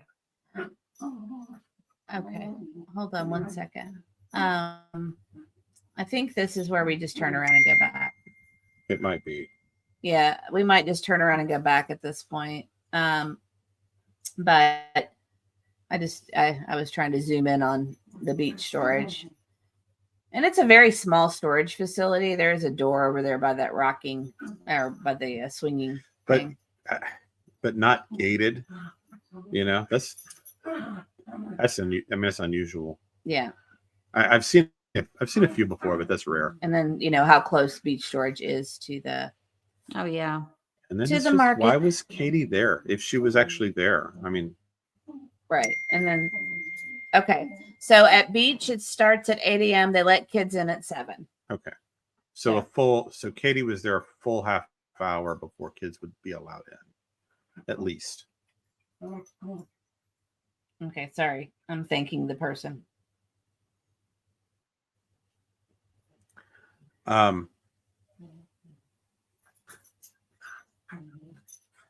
Okay. So where are we at? Okay. We just went around. We just went back through everything. This part's probably not as important. We just kind of were driving through everything. Are we at the? We're at the Is this the middle school? Yeah, we're at the middle this school is the now. middle school. Yeah, it's not as important. You And guys got the Crystal gist of it. made an important comment. She said a lot of cameras delete after so long, so if they didn't pull them quickly, they may have deleted, and that's true. Right. Right. And I'll actually, I don't think we need to go back through this, And I but you feel guys like- got the general idea there, right? Give You me a thumbs up if you guys understood what I'm saying here, that you can kind of go Go through the behind back. the school and end out over at Worsham. And we didn't have a crime channel when this whole thing first started, so we weren't taking notes, trying so I don't remember all of these things that happened in the news. I'm just off memory. I don't have notes on it, but I feel like I recall that they had trouble getting the footage from Worsham's. Like there was a story like that out there. Like maybe Yes, I remember hearing that too. something like that. Let's Maybe make sure maybe we're it- staying nice to each other in the chat, please. I'm seeing some, Yeah, I think some stuff. Okay, I'm gonna pull this down and put us back up for a little bit so I can get the other one ready. I think what happens, I'm just kind of People are passionate, Well, I think some people are newer to the story and don't know a lot of the things that we've. Well, no, learned. Morning Ray GG has been in here before, and I've thought liked us, and maybe. liked our, but honestly, I feel like we try to be fair, but we're getting to a point to where it's hard for us to We've look at kind all of this evidence. Yeah, with all this evidence, we've eliminated a lot of things in our mind that we really can't, Right. it's kind of If- backed if- us in the corner. What was the position that person? What did you say? I their name think was? that Morning G it believes that the Proudfoots are not involved in that, that he was a runaway. And I mean, Well, what evidence do you have that he's a runaway? right. I have no evidence that he's a runaway, other than that he's gone. But Right. otherwise, there's no evidence that he's a runaway. He didn't take money. He didn't take a phone. He'd it never was run the away middle of the before. night. He's been gone 4 months. There's no imaginable way this child who needed medication, special needs, multiple special needs, could survive on his own for 4 months. So how? No cameras caught him. And why? Why in the middle of the night like that? You know, this kid was left alone. I don't know if we've ever talked about this, but this kid constantly was left alone. Katie doesn't come home till 6 or 7 from work. Seth would be gone for 12 hours at a time, leaving him alone. Why would he, if he was going to run away? Why the middle of the night? He could have just gone to school, come home at 3 o'clock, packed his stuff, and left, and his mother wouldn't have known for 4 hours. Why would he have to get up at 3 a.m. to run away, or 2 a.m. or midnight? You know? Yeah. He could have just left school. His mom wouldn't have known. There's no evidence that he's a runaway. All of the evidence is that there's something wrong with the story. Right. So I mean, if you have evidence that he's a runaway, I'd love to know what it is. The dogs Morning don't Ray get it sent past the driveway. I think it was impulsive, which is what Peter Hyatt has said. Okay, So why is there no scent past the driveway with a barefoot child in the? Why? Yeah. Why did no Why cameras would the scent capture? not carry? Yes. Why would the scent not carry in the direction that he went? These are all facts, and all these facts point toward he's not a runaway. The facts point towards somehow he was lifted off that property, either by arm or by car, and carried somewhere. That the facts point to that. The facts do not point toward a runaway. They just don't. There's nothing that supports that theory. And the last person to see him alive is Katie. So that's the first place we have to look. And their story doesn't make sense. Their story changes. There's contradictions. We've gone through all of it. And I don't want it. When we first heard the story, we thought this was a runaway. And it was over time that we started to see the red flags. And we didn't want to believe this. It wasn't our bias going in. We believed this child had run away and was lost. And we've got some mixed, We've got some mixed emotions here. Fat Bottom Girl says Ellie says there's no evidence of him ever leaving the house, and that is true. We've heard him say that in a statement. Yeah. Morning Rays came back and said, why does Ellie still have Seth's gaming devices despite Seth wanting them back? I don't know. I thought Seth had made the point to say he had gotten everything back, but Sebastian's devices and Sebastian's stuff. I didn't think they still had his gaming devices. In one of his interviews, I thought that he said that he had gotten his back, but not Sebastian's. I think that's what Morning Ray was saying. I don't know, but would they have separate gaming devices or would they share? He could have You a know what I mean? console. He could have a console that belonged to Sebastian, but they both used it, and he's not returned it, and it's considered both of theirs. But he had said that. I do think that's a missing piece of information we don't have, and yes, you and would there's think been no at this point that they would give it back. So there must be a reason. So that's a good point. Yeah, it is a good point. And then we have some other people. Aunt E, you can pick out some. Yeah, this is a good point. And why pick a day to run away when he had such a fun, good day? Kids don't pick great days to run away. I mean, he had a stellar weekend. He gotten to go to his favorite place to eat. He gotten a colossal popcorn. He'd been bowling. He gotten to go to BJ's and Costco, and sounded like he had a fun weekend. And it was just, it was ending. But I mean, why would a kid pick that day to run away? That's a very good point. Yeah, had his sushi dinner he loved, and yeah, I mean, he was treated like a king. Yeah, even if he's and Karen, I did see that about the floodlights. I haven't had a lot of time to look into it because Dolly was talking about that today. He did show photos of when he was there in the neighborhood without the lights in, and then he showed new photos of the house that had the lights back and restored. So he is making an issue. Well, my eyes are terrible, and I couldn't tell if there were bulbs in it and they were different bulbs and that these were new bulbs. or if there were no bulbs at all. So I have to take some time to really look at that closely with glasses. So. I just want to say I've been thinking about your question from like 5 minutes ago, but I've been pondering it since you asked, because it's a good question about why they might keep the gaming devices. So I've been kind of going through my mind and why that might be the case.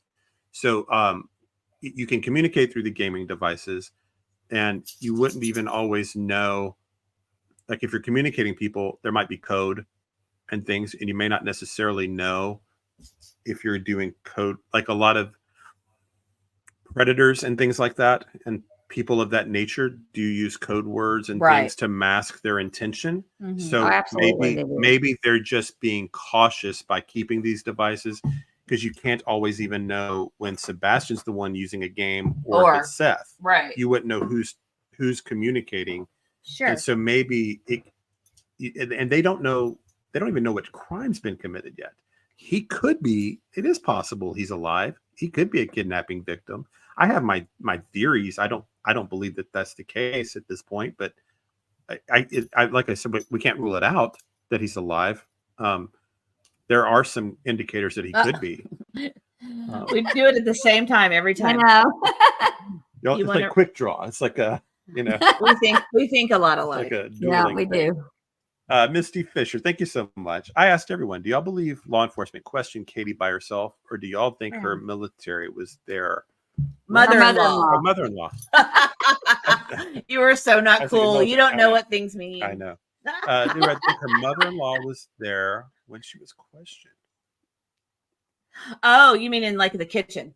When they were asking her questions on the initial intake about what happened, was she there by herself, or was her mother-in-law with her? I would say she was in the yard when police got there. From all reports, the mother-in-law was. So I would say she was there with her when she was questioned, but we don't really have anything. Which right goes along with her being nearby. And yeah, until law enforcement wants to talk about what happened, we won't know how that went down. Yeah. I wish they would give us some indication of what happened. Just something. I'll tell you, I think that's this is totally not provable. It's just a gut feeling. I think the reason she was at that Worsham's market is for support for Katie. Like, I think it was more like she's going to be there when the cops get there, help her through, because Katie would have been like, I can't do this alone. I need, because I know, you think that's wrong? No, is that a bad theory? It's not a bad theory. It just makes your stomach hurt to think that yet another person knew this was happening. We know there might be a third person involved because of the taillights and all that. And, if you guys watch the Bullhorn Betty stuff, Bullhorn Betty does a great job of doing some overlays. I can laugh at myself. Tit for Tat 87 says, laugh out loud. Military mama sock. And then the real Me Too has a good comment. I missed it. Where is it? You've got to learn how to do this stuff. Okay. The real Me Too. Unfortunately, if he's not found, we are looking at another Summer Wells case. True. Yep. I know. This is part of why this summer, I think the reason people are looking at Tennessee going, there's a problem in Tennessee, or these two cases are both so high profile and have caught so much attention. It just looks like it makes the whole state look like we've got a problem in both missing people and in law enforcement. Yeah. And I don't think it's fair, actually. I mean, a lot of cases have been solved. A lot of missing kids have been found. That's a good point. What you got there? Merge. Make sure she didn't say anything wrong until Chris got there, in my opinion.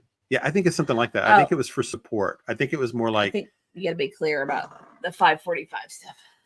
That was one of the reports about someone seeing her at Worsham's market, that it was like right before 6 o'clock. So I kind of just said 5:45 as a. Well, not at the Proudfoots, but at Worsham's market. Right. Putting on makeup in the parking lot. Right. Almost like like you're preparing a play and people getting into place. This is my total theory. I mean, I absolutely cannot prove this. I just think it was more like she's going to be there ready when you make the call to the police, you go do the search. She'll be there at the house with you to help you, get through the questions, not panic, have some support, like that. I didn't know that, really Misty. Fast. Hey, Misty, will you send me that? That's really interesting. Let's see, Misty Fisher. Oh yeah, I heard that. Neighbors have stated Kathy was That in she the was in the property yard when yard? Katie got back. Yeah, from they looking. were standing Yes. in the yard when the police pulled in. Oh my Yeah, gosh, 'cause that's Katie was crazy. gone for almost a half hour. When we did that timeline the other day, we went through. We basically proved that the way the bus schedule and everything went, that she was gone sometime around 6:20 Right. until at least 6:45 or 50. Uh-huh. So she had been gone for a full what? Nothing. Listen. For a full almost 20, 25, 30 minutes. Okay. So Kathy arrived sometime In that in time. between that. Okay. So do we want to go back to the close up of the Worsham's cameras? Yes. Okay. Let's do the camera Yeah, part. and So Mauer it's Girl the said, "How pads. long does it take to search devices and people's cell phones?" Right. I know, But no it's kidding. about- I mean, ridiculous. But as someone earlier said, I got time today. She said that she lost her son 3 years ago, and they still have his phone. They keep everything while they're investigating. So they may have gotten everything, but they're not going to turn over those devices. I'm so And we're sorry for about your loss. son. Yes. So sorry. Also, I was reading that Lagat. So that's how dumb I am. So I'm just as bad as you are. We got time today. I got time You today. got time today. I'm not good at this stuff. That's good. I lost. Oh, this is awful. So I lost my 17-year-old son. Yeah. You just read it. Oh, I'm sorry. Auntie, you just read this. Oh, you did. Okay, I'm sorry. I guess I missed. You were more he gets lost in thought. I I'll did. just I tell was- you I guys. was He was thinking lost about- in thought. I think I was reading down here actually. Okay. But And did anyone do a you are very breathalyzer? smart. I But don't know. I hadn't heard anything about a breathalyzer. Oh, I don't know anything about that. No. Okay. Let's get back to this. Well, I'm so sorry that happened, and my condolences. Okay, let's get back to this and we'll add that there. Okay. So this is more close up of the beach storage. And I'll get ready to okay. I guess I was on camera. Yeah. Okay. Okay. Yes, So we're it's doing- like the camera stuff. yes. Okay, there's the other camera. Another one there. They got a lot of cameras. They have. They a lot. really do have a lot of cameras. Another one. Wow. So was that 5? Just on this. I don't know. We can count them if you want. Still, there's several. I mean, it's covered. And by the You way, know. this area over here is really stinky. Just so you guys know. That looked like a They cat. probably won't like they Is it- probably won't like the fact that I'm showing all this. Okay, and this is beach storage So camera. and it's kind of pointed really at their door It's kind of pointed that and way. then toward the It's street. not. I don't know if it would get the whole wide angle of the building. I kind of don't think it did. It looks like it's kind of getting more their front door and maybe toward the street, the way that angle was. So if you're down here at one of these units, I don't know if you're caught on camera. I kind of don't think you are. And then Then back there's a here- camera over here. There's a camera right there. right, and it's pointing our direction, like right at us right now. Right. So, and that's just kind of catching anybody walking up on the porch there. And then there's that another Yeah, that- shot of how close that little river, lake, or not river, like little Creek. stream, creek. there are is. streams Oh, like that whoops. all over Hendersonville. And you know, I So don't know let's if we stop. need it. Just stop. I there for a was gonna say, yeah. yeah. Okay. Okay, so the Worsham's market. What we were curious about is would there be blind spots if you pulled up to one of those? Give me to units? rewind it. Yeah, sure. I can mean, rewind it. Hold on. Whoops. I think that's what a lot of us are wondering I think about. we're more wondering about that. Right. I mean, the market to me, like if there was some exchange. Well, I wondered about that too. What? But about Worsham's market, if they could have done an exchange, like because Katie's car was, we think Kathy's car was there. Okay. If she were swapping evidence out or a child or whatever, could they have done in that parking lot? And I don't think you could have without being caught on one of those cameras if they were working. Mm-hmm. So, and they would have had a pretty good idea that there were tons of cameras all over the place there. So that would not have been a logical place to make a swap of any kind. Mm-hmm. Even if they probably wouldn't know if this cameras work or not, or how many days it might be it would have been a risky place for any type of crime, I guess is what I mean. But the storage facility, as far as we can tell on the outside, only has 2 cameras, and they're not the greatest they're not looking. no, they're not in Yeah, great and we position. don't know how many of these are actually operable. Right. You know, Right. we don't know. But the point being that they wouldn't want to risk it either way. But that Right. one camera doesn't seem to be showing all the units. It seems to be protecting more their front door and the parking lot. Mhm. So, if you parked a certain way, you might could block a unit and block that one camera view, and unload something out of the back of a truck, put in a unit for a day or a couple of hours or whatever, and then somebody else could come. Right. That's what I was trying to see if we could rule out. Could we rule that out as a possibility?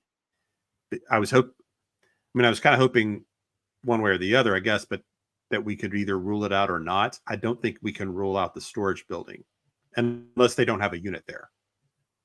I'm trying to get Or to someone the- related to them does not have a unit Okay. there. But if they have a unit there, Okay, so that's the backside of Worsham. So that's pointed towards the storage facility. So that's one. And then this is 2 pointed down the street or down the sidewalk towards the storage facility. Sorry, I was just kind of Yeah. curious. but these are, And it looks like that's 3. There's one right there. Maybe 2. no, I think that was a light. That might be a sort. light. Yeah. That's a light and a camera. The white ones are the cameras, I believe. Yeah. So 3. And there's another one. 4. 5. And then surprisingly, maybe not one back here. No. Okay.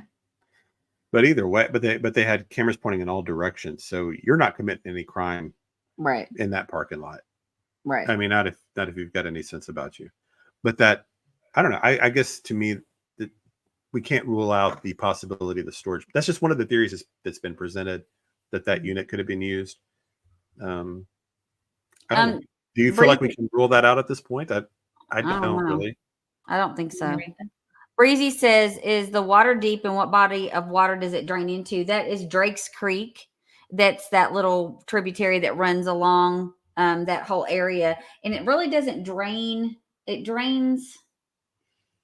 I guess you would say it drains into the Drake's Creek, Old Hickory Lake area. And that's a little bit further down into Hendersonville. It's Very pretty far. shallow. There are some deep parts, but it's pretty shallow. So I would be surprised. It's the kind of spot kids would go to play, like Just slip kind of, around on the rocks and skip rocks. And yeah, wade. wade. It a little wouldn't even. bit. It would not be waist deep. It would not be waist deep. It's Yeah. just more like ankle to ankle deep Right. type. There water. are other parts of it that where the creek runs faster and where it's a little deeper, but it wouldn't be anywhere you could hide anything, I don't think. But what concerned me over there was just all the thick brush. Yeah, Oh, behind. there's Yeah. a lot of brush over there. Right. Yeah, I mean that would be a place you could slip off with somebody and not be seen quickly. Crystal says, "Do you have to go inside to open the drop door on the units? Maybe that's why they are only on the doors." Ooh, I don't know. I Did don't they know. have locks on the outside? I I think- didn't see them. Oh, I'm sure they do. Do you think they Goodness. open from the? I don't know. What? It didn't show. Well, I'll pull it Let's go back up. and look. I didn't. It Pull it back did up. not occur to me that Let's they see. may not have access that way. Okay, wait. Where's the Worsham? Okay. So that looks like that's got a number lock Yeah. on it. On that one. Morning Ray said, "Is there anyone in this Okay, chat who so- has hope that Yeah. Sebastian is alive?" I have We hope. do hope he's alive. We absolutely hope he's alive. Yep, that one does have. It looks like it's a slide bar that you put a lock through. Yeah. Yeah. There are some indicators that it's possible. Yeah, we can't rule it out. And Yeah, we yeah. would be I'm glad we happy. can't. We would I'm be glad we happy can't rule it to out. help in any way. We'll hand out flyers. We'll do anything we can do. We'll social media. I mean, we don't want him to be deceased. It just the statistics say Even Chris had told that lady in the interview, that the lady that did the interview where she was chatting back and forth with him and through Messenger. Yeah. He even told her that Ellie said that the chances are very slim. Right? That he's alive. Yeah. Yes, yes, Oh, that was one. Yes. Uh, But I mean, but I there- think there's lots of people that would be happy to continue to help with outreach, and Yes. that's And we'll put out signs and flyers, and we would do any of those things. You know, I'm sure everybody in this chat would, honestly, because I think everybody that's here, we're collectively here because we care. We really, really care. yeah. if he's alive, there's still a crime that's been committed, though. I would believe that because Mr. Logical. I Okay. don't believe he did it alone. I don't think he's out there on his own. There would have to be an adult I was just looking at the helping blocks. him, Yeah. which would be a crime, whether it's his family member or a predator or something else. I don't think you can rule. I don't think you can rule that out. Oh, wow. It just 1,800 becomes flyers. odds. That's Yeah. awesome. Yes, that's awesome. What's That's that? a great time to do it too, is during Fan Fest. Fanfare. Yeah, Fan Fest fair. You're not a local. You're not a local. They changed the names. What did It it used to be called? Fan Fest. It used to be Fanfare. No, Now it's CMA. CMA Fest. You're getting them CMA, crossed. Yeah. Oh. So. Okay. Yeah. The floodlights are interesting. It Like is. I said, Merge, I really want to look at them before I'm speak on it. There's actually a Facebook group now. It's called Crest Proudfoot is Innocent. I did hear about that. I've not tried to find it or look it up, but I did hear that. Oh, sorry, Misty. We've just got the chat. Just so you guys know, we're trying to keep up with it. That's just really active tonight. Yeah, it's great. It's great. I mean, It's great. It's wonderful, but it's hard to keep up with everybody It and is. see everything. Misty Fisher says, in my opinion, they used walkie-talkies. They knew Ellie would look into their device's data, and due to time constraints, they put Sebastian in a freezer to throw off the time of death. Oh, So you wow. disposed of Sebastian. And the 17 hours, which she's referring to there, is That's a very interesting theory, Misty. I've Interesting actually- as in that's. I've actually started working on a new theory. I'll have to share when I've developed it a little bit more, but good. I'm going in a But- different direction now. Then Are we you? were at the Okay. beach. No, it's kind of a branch off of that theory. Okay. So, good. But we'll have to talk about it and see what you think. I bet if this is ever all known, I bet we're going to all be shocked about something about the Oh whole yeah. thing. Because there's something about this story that, I haven't heard anyone come up with a perfect theory where you go, I can't punch a hole in that, So I think there's some factor that we're not privy to at this point that we'll be like, oh my gosh, I had no idea. I can't believe, I want to answer Nana. something we just don't know. Nana, is his biological father still in the area? Yeah, he lives in Clarksville, about an hour. I think he said an hour and a half Yes. away from Yeah. Chris. And he was working as a guard at a downtown Nashville jail the night that happened. So his alibi is pretty solid, and he's been very active on television shows, social media, trying to get the word out. There are people that are suspicious of him. We have a very hard time finding him as a suspect between the three of us. But and maybe Misty, thank there's you. something we don't know. And Misty, thank you for your super chat. Yes, thank you, Misty. And also appreciate it. Roxanne, you guys, I seriously am Ah. going to cry at some point. You're going to make me cry if you keep doing this stuff. Thank you, Roxanne Polk. I don't recognize this name. I really enjoy this chat. Thank you all for being so welcoming. Well, welcome. to us, and thank you for that. We You're so sweet. we appreciate it. Hope we're all kind of gaining something from the conversation and thinking of different things and different. Honestly, Roxanne, I didn't think anybody would want to listen to us. And so anytime I see anybody in the chat, I'm surprised by it. So I know that sounds crazy. I think it's like people have kind of found a group that they are enjoying in the chat and discussing things with, and we're just we're all connected by the caring about this kid how mysterious the whole thing is, how frustrating the whole thing has been. I think we all have some pretty good ideas, and we can't quite put our finger. You know what I mean? Well, the It's thing just like, is it feels like if Ellie would give us something Just a that peek. it might calm some of this down a bit, but we are left with nothing but speculation. But you know, And I think that's exactly why the social media and almost you see these YouTubers going against each other, fighting amongst themselves, and they completely lost all perspective of why that they decided to do this or to focus on Sebastian's case. I mean, nobody's, they just start fighting and bickering about their sources, and this and you're wrong and you said this and you side with this parent and and it gets to the point where I think you completely lose perspective of, where we're looking for a kid that's lost, that has special needs, and something happened to him and we want him to come home, and that's the end all be all to the whole thing. And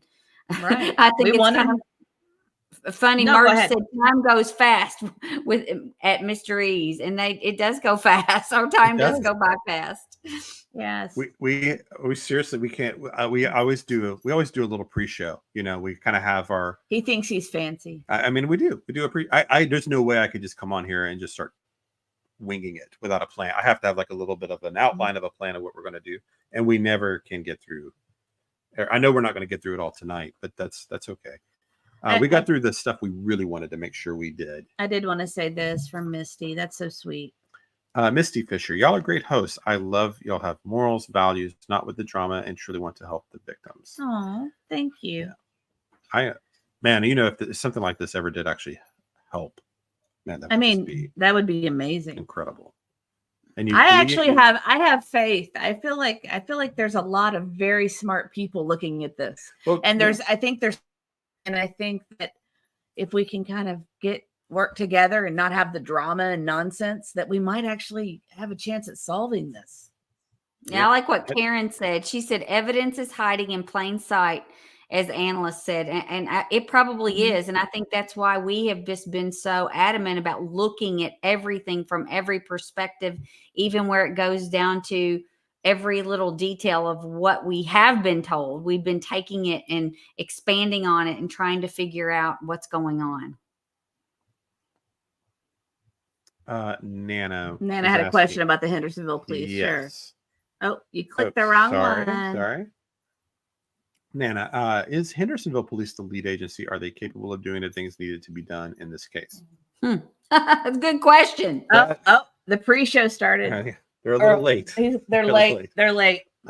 We have a dog show apparently, like every episode now. I'm actually going to take them out. I don't know why. I'll let you guys work on the comments for a few minutes. Well, they are working with TBI, which is Tennessee Bureau of Investigation, and then they say they are also consulting with FBI. We just don't really know to what extent.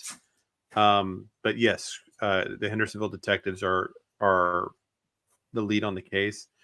And are they equipped? We don't. I just don't know. I've gone a little back and forth on it. There have been times I've thought I have felt very confident, and then sometimes I think when I started to have some doubts when they lied to that Bobby neighbor, and told her that what she saw wasn't what she saw, about the garbage trucks. That's according to Bobby. But we know that garbage truck comes through. We thought that a long time at 5:30 when it was daylight, and we can clearly see this. There's no sun coming up. It's pitch black when those lights are happening. Yeah. So we know it's not a garbage truck. So there was a misconception. It just put a little crack in my confidence of the police, because they could have.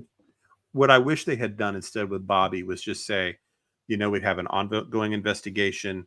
We just can't discuss everything about the case. Trust me, I know about the video. It's part of our data, but we just can't discuss it any further. And they don't have to lie. But that's my pet peeve anyway. People that lie just drive me. It's my thing. But it's not, Hendersonville's not the lead. It's Sumner County Sheriff's Department, right? which I is think you're who right. Eric It Craddock's is. with. Is it? It's Yeah, Sumner. it's not Yes. Hendersonville Police. It's Sumner County Sheriff's. It's Sumner County Sheriff's that right? Department. Yeah. That's who the contact number is for the flyers. That's who they said to contact. Oh, okay. And I Nana just wanted says to her say son that is an before I go officer. take No, I'm glad you corrected Uh, that. I thought he was Hendersonville. Nana said her son is an officer with the Nashville PD department. And Morning G had something. Very good. Morning Rays had something nice to say. And we appreciate you too. I mean, we don't have to agree. I think the whole point is that we just want to, get Sebastian home. And We I don't think have to agree with each other. We can all have our theories of what happened, as long as at the end of the day, we all work together and get him home. I hope you're right. I Yeah. hope you're right. I really do. So I would love to be wrong. yeah, me too. I would love to be wrong. You too. But Yeah. I just have to look at what's in front of me and Yes, Misty Fisher said the Sumner County is the lead in the case. So it is Sumner County Sheriff's Office. okay. Yeah, I didn't realize that. So but we have Sumner County has a pretty strong police presence and force. I know at different times in history they've had more police per capita than any other city or county in the state. I don't know if that's true at this point, but I know at different times I've heard that statistic. You certainly see tons of police all over the county at any given time, both county sheriffs and city deputies and that kind of thing. So it always feels like a safe community that way. I mean, you just see cops just driving everywhere all the time. So, and that's part of the shock to the community here is you just don't really expect that kind of thing. And I think the lack of follow. Yeah, I think, and the neighbors that have gone on record to say, they've turned in leads and the police didn't even call them to follow up and get information or ask them questions about their information. It was information they felt in the neighborhood that was relevant to the case. So I think the lack of communication has been frustrating, and it from the get-go, I think that's what's caused this fuel of social media craziness, is because the lack of information has kind of turned people on each other. Yes, I think people will fill the void, when there's nothing coming out. Yeah. And it can happen where sometimes in investigations, the lead detective might make a decision that we need to drop some information to make something happen, Mm-hmm. So just because they've been quiet doesn't mean they'll stay that way. They may determine at some point that they need to maybe leak a video themselves to get somebody rattled, or make someone make a move, or get someone in the public talking that might know something or whatever. I do think they have a lot. I don't know how they don't. When you look around that, even just the drive we did of the school and Worsham's and the whatever Katie was doing around there, it's all on video. Did we finish the school? We didn't do the school part. We did the whole school with the cameras. We didn't count the cameras at the school, but you all had said there were plenty of cameras. Okay, I didn't know if we were going to do that part. I couldn't remember. I don't think we did. We just did the drive-through, I think. But we also did one where we just kind of zoomed in on all the cameras. And it is all over that school. So suffice it to say, if there were anything going on in the parking lot of the school when she went up there to look for Sebastian, it would have been definitely caught on video. There's no way. And you also would have had so many cameras pointing out toward Long Hollow Pike.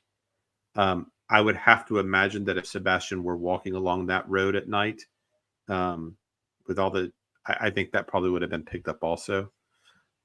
There's just a ton of cameras. So it's just having worked in a school and around schools my whole life, in the last 10 years, the security level in schools has gone up tenfold, and I had a security system at my school with cameras that I could pull up a dash, and I could look at every facet of the building in the halls, exterior, interior. So schools are well equipped with that. And so there's no doubt in my mind the school had plenty of footage of her going around the building.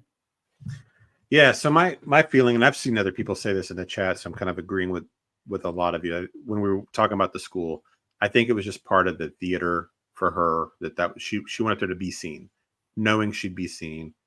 We always have to remember her background is military, and she installs security systems, including cameras. So she would probably have a pretty good awareness of the positioning and what cameras are capable of. So if it were a part of a plan and she drove up there to be seen, she would know she's getting on camera and that kind of thing. So I kind of going back to our overall topic tonight was kind of like what could we have learned from the cameras and Worshams and all of that, and does that help us eliminate anything? And before I do that, let me Misty, thank you so much. Today's Seth's birthday, and with Father's Day just passing, he's heartbroken. Please keep him in y'all's prayers. That man's going through hell with Sebastian missing. That's true. Yeah, We agree. Those holidays, are going to be brutal. Yeah, I think I heard today Sebastian's birthday is December 7th. If he's not back, found or anything at that point, that'll be awful also. But the holidays are always, and I'm sure he's got to feel so isolated and alone. Yes. So prayers to Seth. Absolutely. For sure. But so I was just kind of talking about like what did we learn from the camera positioning today? Could we rule anything out? And I think we could rule out the schools being a handoff, drop off. Absolutely. Yeah. Kind of there's too many cameras. Way too many. Like the whole parking lot, the back, they're just not possible. Worsham's, I think, as far as it's a possibility, but you have all those cameras on the front of the store and the side. I will note there is a house across the street, but it doesn't look like a house that would have cameras. No, it didn't. Yeah, I was looking for that today actually, and they're really older. Houses look like they've been there for 80 years or whatever. And I didn't notice any Ring doorbells, anything like that, or camera. So they not great footage from across the street. It might be possible to have done some type of exchange if you park your cars right, maybe past the pumps, then a little further down the lot. I think it's unlikely. But the one I was really interested in was figuring out the camera angles at that Worsham's store place or storage building. Oh, I want to say hi to Karen. And if you missed that earlier, we went Karen. through showing the cameras there. And hi, Karen. Let's see. Sorry, I got to put the glasses back on. Karen McIntyre says, "That's good to hear. I appreciate a rule out. Good work, y'all." Yeah, it's like we don't know what the truth is, so all we can do is try to eliminate the false stuff, right? We kind of whittle it down is what we're hoping to do. I agree. Rosebud says it's crucial that any door or ring cam footage should be looked at over and over for vehicle movement in the neighborhood from dusk until dawn when he went missing. Absolutely. That's where you'll get the lead. Yeah. Yeah. And even the neighboring, the homes there are homes on Long Hollow that would have caught cars different directions. And yeah, I'm sure they've had to have been pouring through all of that. And that's probably where their best evidence is at right now. I wonder if they can reach out, if Sumner County Sheriff's Office can reach out and just say, hey, we are at a dead end with this case. We need more assistance and get that from FBI or they've already got TBI. So can they reach out to FBI because they have no leads? It's my understanding that they're not willing to hand it over yet. And in a way, to me, that feels like that might be a positive sign. If they're not willing to hand it over, they might be close to what they need to charge someone or find, or find him. Yeah, it's all or nothing, We just don't know until the day it happens. And then, yeah, exactly. We're all kind of left thinking. It does bother me, though, because if you look at the Madeline Soto case that happened the same exact day, right, in Florida. We're already looking. They're already saying that fellow's going to get the death penalty. Yes. Yeah. Right. And then, so you look at how fast that went, and it makes us. And how when you really go into looking at how they ran that case, it's like a textbook how you handle an investigation. Mhm. The way they did the evidence, the way they talked him into verbal traps in his interrogation. I mean, Do we it was know? brilliant. Do we know if that was Brilliant police work. Orlando or Kissimmee? Because it was- happened in Kissimmee. It But with happened the in police department is what I mean. Oh, who did the I would investigation? say it's Orlando. It's Orlando police. I don't think I that's don't know. correct. I don't know if that statistic's correct or not. We would have to look that up. I That's don't a think we have lot of 600 kids. missing kids per month, unless you're including people who are having custody issues, runaways. I mean, or 600 kids per month. I don't. I would have to look that statistic up. I don't know if that's real or not. I mean, a lot of these, it's like, And I don't mean that you're saying you're trying to mislead people. I'm just saying that that sounds like an excessive amount of missing kids in Tennessee. Right. I don't think so. I don't think it's that many. I don't know. Sorry, I wanted to. Yeah, we were talking about statistics earlier, and it depends on how you classify things in a lot of these statistics. So it's really hard to compare state to state because they gather their data differently and report it differently. And merge, yeah, public help there too. That's a good point. They saw him changing the tire. And had that not happened, I actually felt like that was divine intervention for him to have a flat tire. Mm-hmm. Yeah. May not have really been able to bring charges yet without that. And Karen said that she did feel good about Sumner County asking for the other agencies. And I mean, we've had the National Guard here. I mean, we've had a lot. They even said secret. They even said Secret Service. Someone even mentioned Service. Well, that is probably because of the devices. Secret Service does a lot more than just security for they're involved in a lot of other things. I don't know if you've ever listened to Dan Bongino before, but he's a former Secret Service person, and I've heard him talk about where he worked in Secret Service, and part of his thing was working on counterfeit cases, like counterfeit money. And he's like, oh, you wouldn't think that that'd be in the purview of the Secret Service, but they apparently take on several different types of things like that.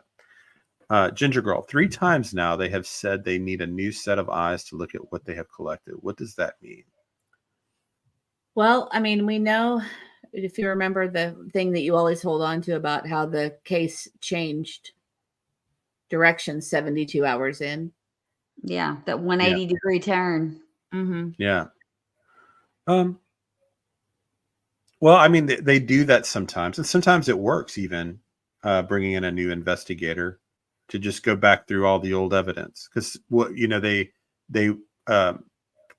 I've listened to lots of detectives just talk about the craft of their work in general, and they will say, sometimes you just get you get tunnel vision on an idea that something had to happen this way, and you bias your own mind that you can't see another possibility. And so sometimes it's good to have a new detective come in, look at all the evidence from scratch, because they don't have the bias that you've developed on a case, and that can help go. They might ask the right question and say, well, what about this camera here? Did you talk to this neighbor? Or what about this statement that this person made? Did you follow up on that? And that works. That actually happened in a murder, a kind of famous murder here in Nashville with Skull Schulman. They changed the detective, and he did that, went back through, found his statement, and the other detective had kind of dismissed it, that testimony. He followed up on it, and it broke the case open. So sometimes just getting a new set of eyes like that can do it. Maui Girl says in Tennessee, TBI said they have 40 missing kids as of 2023. I'm assuming missing unsolved cases as of 2023. Yeah, that sounds still missing, but that sounds more accurate. There might be 600, like we had, like that girl yesterday. That she's not missing now, but she was reported missing at one point. Turns out she's with a friend, and everything is okay. Right? How many reports are made, and then within just a few hours, they're found. They were just over at a friend's house, or there was a miscommunication. And there are a lot of custody issues. There are a lot of custody issues. Most of the time, these things end up where the kid's back home and they're found and they're safe, and that's great. There's just this terrifying smaller percentage like this case where they're not found right away. And I thought that's what I thought was going to happen with Sebastian when I first saw the Facebook post. I thought, oh my gosh. Well, you didn't want to tell me when you first saw it. Yeah, I didn't because even want. He knew it would break my heart. I think I saw it at night before bed, and I was like, I'm just not going to tell her about this one. I shared it myself because you hoped he would be found before. I figured I would start worrying about it. There's so many cases like that with the autistic kids where it turns out they're at a playground or they walked to the store 10 miles away that they just wanted to go to and didn't have the social awareness to tell someone where they were going or that they were even lost. They don't even Sorry, may not I'm even know they're behind in lost. the chat here. That's a good point. But anyway, so what we had, which one? Oh, there's just a lot of good points. You guys are I have to say, I'm in a lot of chats and you guys are very, well, first of all, you're very respectful to each other. You're very kind to each other. And you have a lot of very interesting thoughts on this. And we appreciate that. Smart. Yes. Very smart people. We're very lucky. Marcia says law enforcement looked at this as a runaway too long, in my opinion. I think you're right. I think Yes, you're 100% right. If they didn't know the first day that there was a problem, then they waited too long. Mm-hmm. They should have known the first day. They should have, to me. I mean, and maybe there's other red flags. No, To me, I thought the first day, I mean, it just didn't set right with me. The whole facts of the case did not set right from the get-go. Should there have been any other red flags other than them not calling 911 and the missing shoes or the not missing shoes? Well, and should there have been anything else they caught? Well, I mean, do you mean personally or you mean Ellie? No, I mean law enforcement. Was there anything else that happened in that first day where they should have been like, I don't think this is a runaway? But those two to me stand out. Well, no scent in the shoes. You said both of those things? Well, I don't. Did they bring in the dogs right away? Yes. They were there the first day? Yes. I thought so. Okay. So if the scent didn't go past the driveway, then yes, that probably should have been a red flag too. I didn't know that was the first day. And for me, my red flag was talking to a friend of a friend or a friend of theirs and, reaching out and them saying that they didn't want their name out there. Right. And that happened to me personally.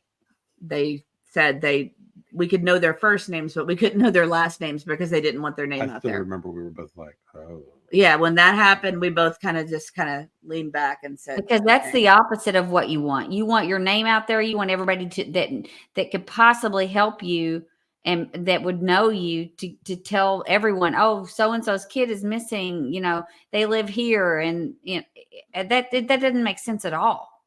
Right. Yeah. Yeah. That's when us personally just. Oh, okay.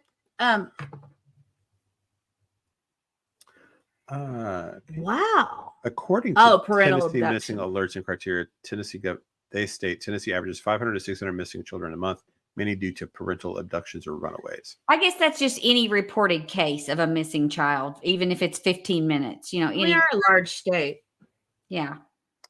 Yeah. So. Aw, that's funny. What? That one? I like that. We're all part of the Mystery Detective Agency. I love it. I like that name, actually. The I like Mystery that. Detective Agency. That's when we were trying to come up with names for our friends here, we came up with lots of different ones, and I got made fun of for my crimies. But it kind of is. Crimies is funny. We thought about what were we talking about? What did our daughter? What was she? Crime dogs. What was she called? Well, she said something like that today. Oh, Baby E. Baby E. Little E. Little E came up with it was something like crime dogs or dogs of crime or something like that. Crime dogs is fun, says Karen. Karen hates when I point her out. I know she does. Oh, wait, you kicked her off. Okay. Oh, sorry. Oh, yeah. Do this one. I don't know if we've ever talked about this point with I Got Time Today. Okay. Go ahead and do this. Yeah. Okay. Question. Were the dogs cadaver dogs out there? Was chemical used to discover a blood trail? I know they used some cadaver dogs at some point. I don't know. I don't know if they were initially. I don't know about initially, though. This one? But yes, they have said that some cadaver dogs have been used. This one? Yeah, I got time today. I would have definitely called Seth first and asked if he had Sebastian. Right. That would have been Right. my first That's call. a huge, That was to me, that's a big red flag as well. That was a red flag. It Mhm. wasn't, hey, have you talked to Sebastian? Do you have Sebastian? It was, hey, don't be mad. Sebastian's missing. And Because that it that should have is, yeah. occurred to them as a possibility that maybe Seth had Sebastian. I mean, he's the dad. That maybe he called him, picked him up early in the morning or whatever. If she didn't already know where he really was. But they Allegedly. didn't ask. Good night, They Misty. didn't ask that. Good night, Misty Misty. said she has to go. Thank you for your your Yes. help. Yes, thank Yes. you, Misty. Thank you for all your help, and thank you for being our moderator and being a member. We appreciate you. But you're right. That is another red flag from day one. I got time today. No, for sure. Because just Don't get saying, mad. don't be mad, not saying, hey, have you talked to Sebastian? Do you have Sebastian? We don't know where he is. Mm-hmm. That should have been Like I said, that statement says a lot. Yes. I don't know what they know, but I believe they have what they call guilty knowledge of whatever happened. And that sounds like the deception detective. That is one right of his there. phrases. Guilty knowledge. And Karen says Crime Dogs is fun. Crime Dogs. And I want to point out that Karen is a member, and that symbol next to her name means that she's a member of our crime crew. I think Karen's our first. Karen was our member. first member, and we appreciate her very much. Thank you, And Karen. Well, my daughter will be happy with Crime Dogs because it has dogs. yes, in the of name. course. So she would be happy. That if we reminds do me of that. McGruff the crime dog. Do you guys Yes. remember that? Take a bite Yes. out of crime and all that. And Take a bite then, out of but I was going to say to Karen, I'm working on much cuter little icons to show our members in the chat. So But good to see you again, Karen. Thanks for maybe coming. they should be crime dogs. I don't know. Okay, sorry, I'm trying to go through everything. I just want to acknowledge all you guys. Yeah, R. Taylor agrees. Yeah. R. Taylor, red flag for sure, and CP text that to Seth. Yeah. Yeah, I forgot about that one. So right, so there's 4 solid red flags there that first day, and then I bet Katie's acting is not great either.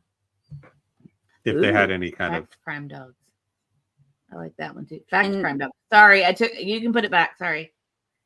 Are you guys fighting over which post to put No, up? Nana just made a point that they were quick to check out the landfill. That was You're right. And that was so fast. The turnaround on that to go to Kentucky to search the garbage area, that was pretty quick. I mean, that was just a couple days.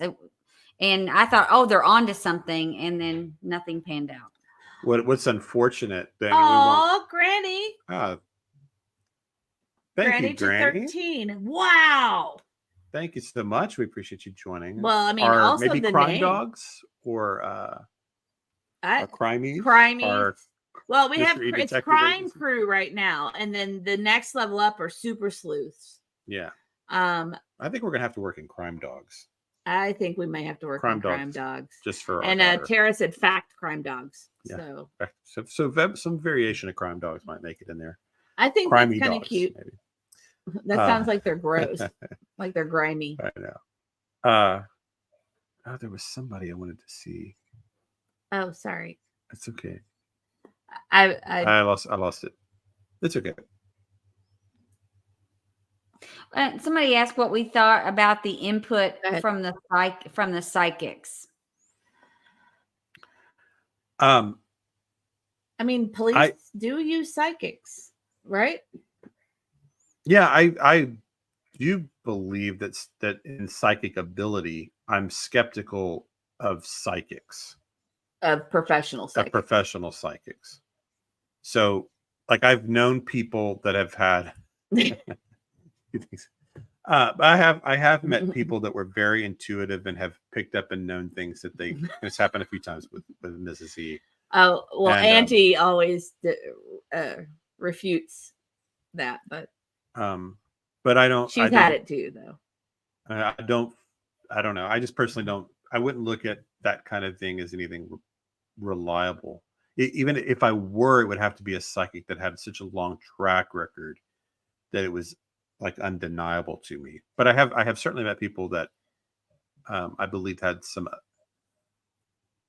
intuition or whatever you want to call that, and have known things they shouldn't have been able to know. Like who? Like Mrs. E, Oh. who's shy about that ability. It's not like if I could control it, we would have already won the lottery. But I don't know. Is that how you? What do you think? Well, do you remember Auntie when we were in Las Vegas and saw Sylvia Brown? Yes. I asked Sylvia Brown a very specific question about whether or not our son would be healed from his autism.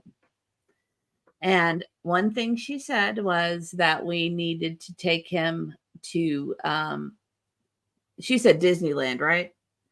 I think she said Disney. No, I'm pretty sure she said we need to continue to take him to Disneyland. Well, how would Sylvia Brown know that we took him to Disney and that he actually had language leaps and bounds every time we took him to Disney? How would Sylvia Brown have known that? I'm just saying. Oh, I sound like Betty. I just sounded like Betty. I've been listening to Betty a lot. But the thing is too, I mean, you didn't share personal information. You didn't fill out anything when you went in. You just bought tickets. No clue. And so it was not something that she could have had any knowledge of. So it was pretty interesting. Mm-hmm. And then go ahead, Auntie. Karen just says I'm more scientific than pseudoscientific, and I get that, and I'm one to kind of be on the more scientific side than the pseudoscientific, but I also, I think there's room for possibilities. I'm open to everything, honestly. I'm a little bit skeptical about the audio. I'll be honest about that. I mean, I sound like Chris. Oh no, I sound like Chris. To be crystal clear. I want to be crystal clear. I'm skeptical. No, I'm a little skeptical about that. I haven't had the opportunity to listen to it with headphones, which is what everybody says you should do. So I'm a little skeptical about that, but that doesn't mean it's not real. So just because I'm skeptical about a lot of things that are real. So. Ooh, fun fact. That's a good one, Merge. Fun fact, the landfill search started the same day as the Hands interview. Oh, that's interesting. So they probably knew that search was starting. And maybe we're trying to kind of... Oh, you know what? I meant to point this out earlier and I missed it. I spoke to a coroner in Rankin County, Mississippi, asked if they could use photos of Sebastian smiling to try to make a match to his skull. He said to send them, and he'd forward to a medical examiner. That's the place where they found the bone in the sock in the lake. So, boy, I don't know if everybody else feels this way, but maybe the world's always been this way. But over the last few months, all these stories of bodies like in rivers being found in cemeteries pieces. And St. Jude, just like, has it always been this way where we're just always I think we're just aware of it. I think it's always been this way. We're just we're heightened to it. Is it just because of it's like when you buy a car, like if you buy a certain type of car, you start to see that car everywhere. I just didn't realize how often I suppose that bodies are just found and stuff just I think we're just heightened to it. It's like I hadn't heard about a body in the Cumberland in years. I mean, we've had like 5 or 6 situations where we've thought that Sebastian might have been found as like someone else. And it's in feasible places like Mississippi and off Jackson, Tennessee and St. Jude's and just Riley Strain when he drowned in Nashville, they were finding other bodies before they found him. And it's like, oh no, this isn't him. It's like, good.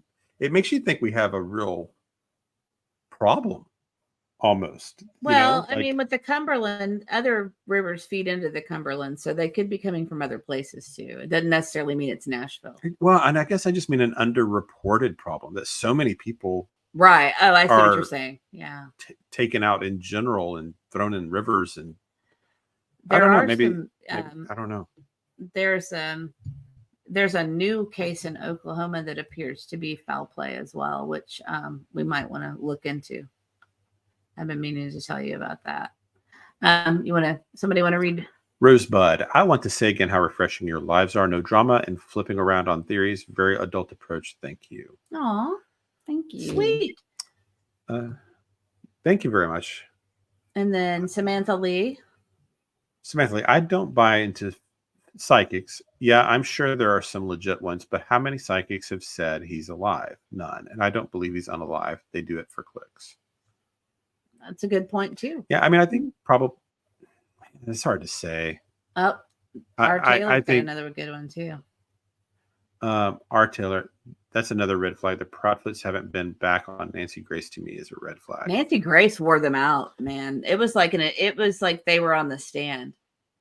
Yeah, she yes, ma'am. Yes, ma'am. Yeah. Well, she did the whole quick action trying to catch them, trip them up thing, and I think that was a little scary. Nancy Grace is intimidating. I was thinking about this today. What do you think they would do if they were offered Dr. Phil? Do you think they'd go? Ooh, Dr. Phil. Like Dr. Phil's pretty good at the logic. Pretty good. I've seen him at times where he's not done as well about getting to the core of something, but there are times where he's really done good at exposing the truth. It would be hard for them to turn down because it would be hard to justify if they were offered it, because it'd be like, hey, look, here's one of the biggest national platforms you can have for a missing child. You're not going to go. That's how people would look at them. But but would they not want that microscope like the Summer Wells case, like what happened to the Wells family? Because I don't know. I just wondered if they would do it or not. I'm hoping. I'm hoping that happens for Sebastian, because I think that'd be. I think I can't believe the story is not already one of the top national stories anyhow, because it's just so crazy and mysterious. R. Taylor, did you all see Crime Obsessed late video and comment? No. If you want to share some more information about that, we can look at it at some point. I don't know. I don't think I did. Today, let's see. Yesterday we watched the Seth on News Network or News Nation. And then today we did the person who was speaking, who had been messaging back and forth with Chris. Yes. We watched that one. Oh, yeah. We were thinking about doing that tonight, but we were like, there's no way we're going to be able to get to it. Basically what we did, and what Middle E, we'll call him Middle E or Middle Child. We just kind of listened to everything that was said that Chris told this lady and went the opposite way. So if Chris said, we should be looking 15 miles northeast, we would go, or 5. He says something about north and northwest 15 miles is where the north and northeast. North and northeast. No, wait, was that right? And then we went south and southeast. Southwest. He was like, well, you should go a shorter distance. No, it was north to northwest. I took notes. It was north to northwest. So Middle E, while we're listening to this, gets on his phone, and this is kind of crazy. And he said, okay, so we should be looking within the 5-mile radius, since he's telling us to look outside of it. And he said, and we should look in the opposite direction, right? And I said, okay. And so he gets his map up, and he says, you know what is exactly 5 miles southwest of their house? Southeast of their house. And I said, no, what? He goes, Texas Roadhouse. That's kind of crazy, right? That's the opposite direction. But anyway, I thought that was weird. Let's see. And then, since this is something that he talked about, I was thinking about it won't surprise me if he is not that far away, assuming he's not alive. It won't surprise me, because I keep thinking about if I had to transport a body, the thought of driving it to Memphis or Alaska in some of these theories and stuff like that. Man, I would not want to be doing that. No. I'd want to be going 5-10 miles. I would be terrified. I'd be terrified to drive for hours on an interstate with the body. You get pulled over. Excuse me, sorry. You've got beads of sweat coming down, and the cop thinks something's going on, and they start searching the car, and you're caught. So it won't shock me if he's not that far away. I don't know. I think that would be terrifying. That's why I It- like mean, the Alaska if- stories. It's hard yeah. for me to believe, because just driving for days, if you get pulled over and you act a little weird, they're searching your car. I don't know. I bet if he's not alive, I bet it is kind of in the region. That's my guess. Also, hunch. Olivia, I wanted to also give Olivia another shout out. She's been working hard for you guys tonight, and Oh She's my the gosh, best. yes. she's the best. And also, she's starting her own channel, and we are going to have Olivia on the panel soon. Yeah. I just couldn't get it together tonight to make it all happen, but Olivia is going to come up soon on next live or two. I'm not sure. We'll have to work that out, but Olivia is going to come up and give her thoughts live at some point, and she is starting her own channel. So please, Give her follow some love.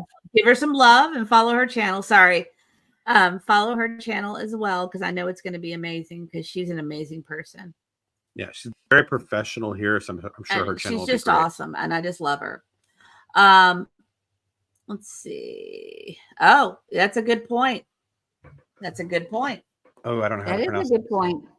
Leilani Lilani. Stotch Mhm. drove from Colorado to Florida with Gannon. That's the child that was in the suitcase. Oh yeah. So Yeah. I mean, it's possible. Yeah, it's possible. I would just be terrified, but of course, I also wouldn't do that to someone. Maybe there's a arrogance, almost overconfidence mhm. in someone to think they could get away with something like that. Maybe that would make them even more bold. Do you know what I'm saying? Yeah, like Chris. Yeah. I mean, honestly, he seems like a very confident dude. Yes, he is. In In my my opinion. opinion, Dr. Phil and the behavior panel worry about lawsuits, so can't be honest. Just my opinion. Good point. Yeah. Yeah, and then They do Peter have to worry Hyatt, about that. Marcia said that, That was and good. we have said that they're welcome here. I mean, not Yeah. that they would want to come on our channel, but they're welcome. We're happy to have them. Peter Hyatt would be good. Peter Hyatt would be good. I know that at first he seems like he's kind of a boring dude, but when you really listen to him, he is. I think he's great. Oh no, I think he's great, but he's just kind of low key compared to other creators. Let me put it that way. Mm-hmm. And Yes, he's definitely low key. he's low key, really good stuff, but he really, really has some interesting things to say. Yes. That's why I like him.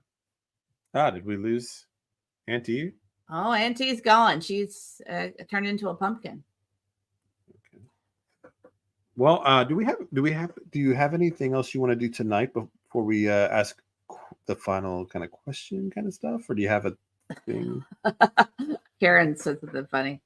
She said yes, but we don't want to hear about the food. Ask the tough questions.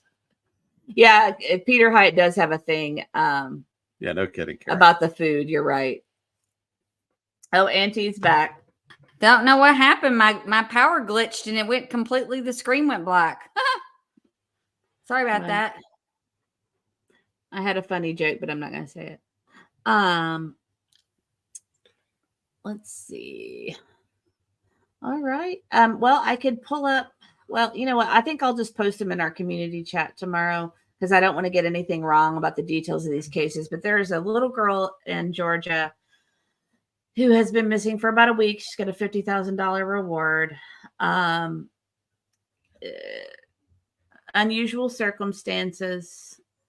Her father is English is not his first language, so I think that might be part of the issue. There's not a lot of interviews and things with him. There's some. Oh, I saw this one. Oh, okay, yeah. Is that right? Yes, I yes, saw that. yes. Yeah. The Maria Gomez Perez. Yes, and I had put her up on our Facebook page. And that community was really rallying for her. Yeah, so and she's got a $50,000 reward. She's been gone how many days, Auntie? She has been missing since May 29th. She was last seen at her home on the West Side Drive around 10 a.m. In Gainesville. Oh, and it says it's Letitia, not What's the little girl's name? Lalani is the one that has a daughter that's, I believe, still missing. Oh, Yes, And- yes, it's And Letitia. it's Letitia. Yeah, it's Letitia. sure. But it's the little girl's name is Maria Gomez Perez. Yes. And she's a pretty little girl, 5'3", about 100 pounds. I probably could find it. Hold on, I'll look. I probably have her picture somewhere. The thing I have is all in Spanish. Yeah, but I'm pretty sure I have her on our page. I just have to find it. Let's see. I don't know how to They're show doing it. An Oh, there it is. extensive investigation into her You're putting it up? disappearance. I'm going to bring it up. Hold on. Yeah, this is the one. Present, share a screen. That's the one. Okay. So there she is. And that says 20,000, but it has, it's been I up think it's since gone then. up. It's gone up. Yeah, I've seen a little bit of news on this girl out there. Let's see. And then Yeah. there's a little girl in Oklahoma that remarkably is missing, and in the middle of the night, no shoes. I'm not kidding. 13-year-old. Let me see if I don't have that one handy, so I'll have to post that in our chat. Let me take that down. Okay, sorry. You guys, I'm still not good at this. I know that I should be by now. I think you're doing great. Doing good. Yeah, no shoes again, Karen. Yeah, no shoes again. And so that's another thing. I don't know if that's kind of the common thread for us right now, because we're going to, he's really been looking into the Caleb Harris thing some more, because I think we're going to cover that. Yeah, it's a more interesting or bizarre story maybe than I initially thought. So I think we might do that one. Pretty weird. There's a there's some. Yeah, I'm getting my There's a people lot all of confused possibilities tonight. there. I'm getting my people all confused tonight.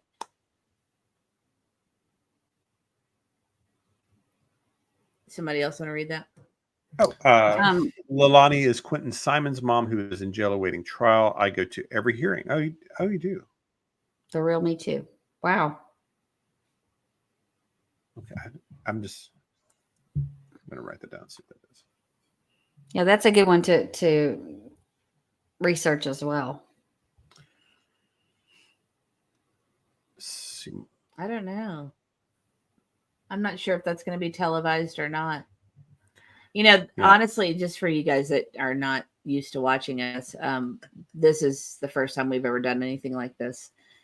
And it's, essentially because we have an autistic child, and it really has touched our heart, and we just really want to get Sebastian home.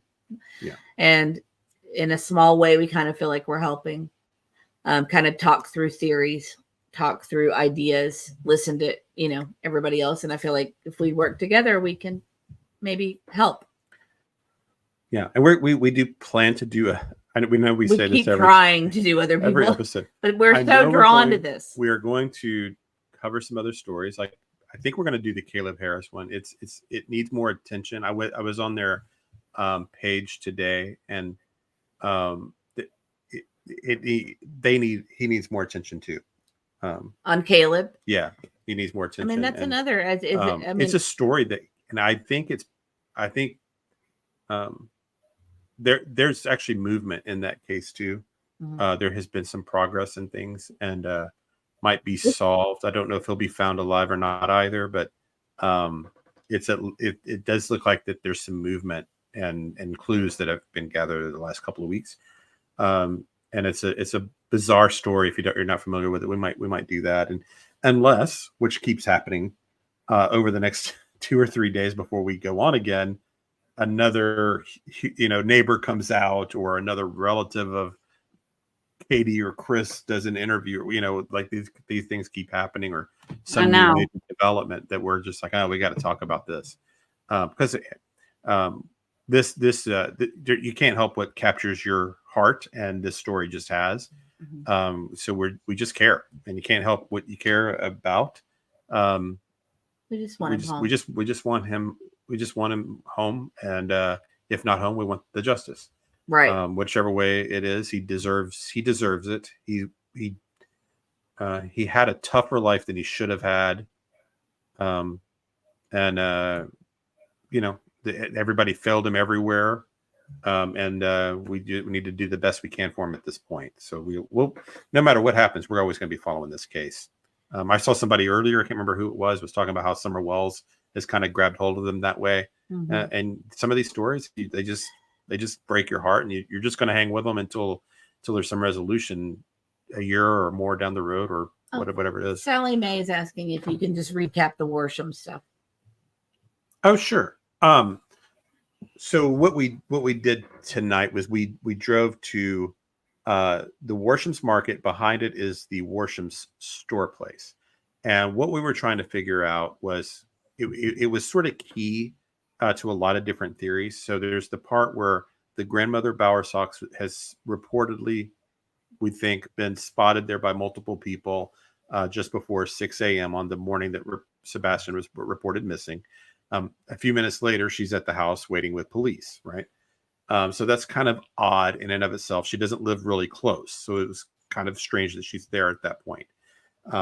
Supposedly having no idea that Sebastian's missing at that time, because Katie wakes up at 6, right? So no reason for her to be in the area at that time. The other part is that there are rumors that the Proudfoots own one of the units in the storage building right next door to Worsham's Market. We haven't confirmed that, but there are rumors. Right. Can't confirm it, but the unit's there. And it is the place where people saw Bowersox. It's also all right across the street from Beach. So what we wanted to do, and we had talked to the folks in the chat over the last couple of weeks, and people were like, let's check out that security and see what the cameras are like over there. So we went through the high school and that whole lot, because we know Katie went there that morning, and it's covered and blanketed in cameras. So you couldn't do anything in that parking lot without being caught on camera. Right. So if she did any kind of swap off or meeting somebody or anything like that, that's on video. And she would have known that, being her expertise is installing security cameras. But if you drive out of that lot right across the street, you can get over to that little storage building next to Worsham's Market. So we looked at those cameras. There's a lot of cameras in front of Worsham's, kind of covering their parking lot and their side. So probably fairly unlikely that they would have tried to do anything nefarious right there. But next door at the storage facility, there's really only 2 cameras, and they're not great, and they're kind of smallish compared to most of these other security cameras, and they're not pointed in great directions. They basically look like they're just covering the front doors to the front and the side, but it has outdoor units that are accessible that you could, if you had the lock, you could roll them up and put something inside quickly, especially if you pulled a car or two up there and kind of blocked the view. You might could do something kind of fast if you needed to stow someone or something there for maybe a couple of hours or whatever until somebody else can make a pickup. It's just been one of those theories that we were trying to see if we could eliminate that as a possibility, or leave it in the possible stage. Right. So I think after seeing what we showed with the cameras tonight, we can't rule that out. I don't think we can rule out this storage facility being a possible place where evidence or Sebastian was stored for a possible short period of time. Right. Don't know if that happened. We just can't rule it out. So that's a great summary. That was a great summary. Did that kind of nail it? If not, I think we started that probably around hour 2 or so of this show. Yeah, so we'll be wrapping this up shortly, so you could go and check it all out. Yeah. Or maybe it was hour 1 or the second hour. It might have been the second or third hour, somewhere in there. But it wasn't in the first hour. It was a little later than that. If you want to see that video, that's all there. Care Bear Don't Care. That's a great picture. This case is a dumpster fire. It is. It is so wild. It's just hard to believe that anything could be wilder than the story. And hey, Nana, I saw your post and thank you very much. All right, let's wrap it up. Let everybody go to bed. Me too. Yeah. Let's do it. I don't know where we're going next with this case, but thank you for being here. Any thoughts? If there's any on the ground stuff you'd like us to do, we're open to suggestions on that. Well, next time we do the Sebastian's stories, we'll probably just be covering whatever the latest news is, and it seems. I mean, there's always something. There's always something coming out. So we think there's not going to be, and it's starting to die down, and then something crazy happens. So. But thank you so much for all being here. And you got any final thoughts, Mrs. E? I think this could be a Lifetime movie. I mean, we don't know how maybe you this should write the script. Right. No, I'm just kidding. I think we don't want the case to go cold, and we don't want it to have a sad ending. So, and if it does have a sad ending, we want justice, right? Yes. Absolutely. So prayers and attention and cares and of his picture and all that kind of thing. And we don't know. We don't know what might break the case open. Talking about it with friends and everything. We don't know. Anything could happen at this point. So yeah. Like I said, we've got a lot of smart people looking at this, including you guys, and you never know what we can do. Absolutely. So we work together and we don't fight and, call each other names and be hateful.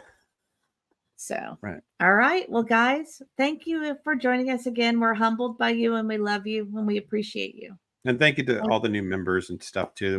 All that kind of thing is very much appreciated. And I love seeing all the green hearts, because we all know that's for Sebastian. We all know. I'll never see the green heart without thinking of that kid. Don't stop thinking about him. Keep his name out there. Absolutely. Yeah, the real Me Too. Yeah, there's some not nice stuff going on over there, and we like nice. So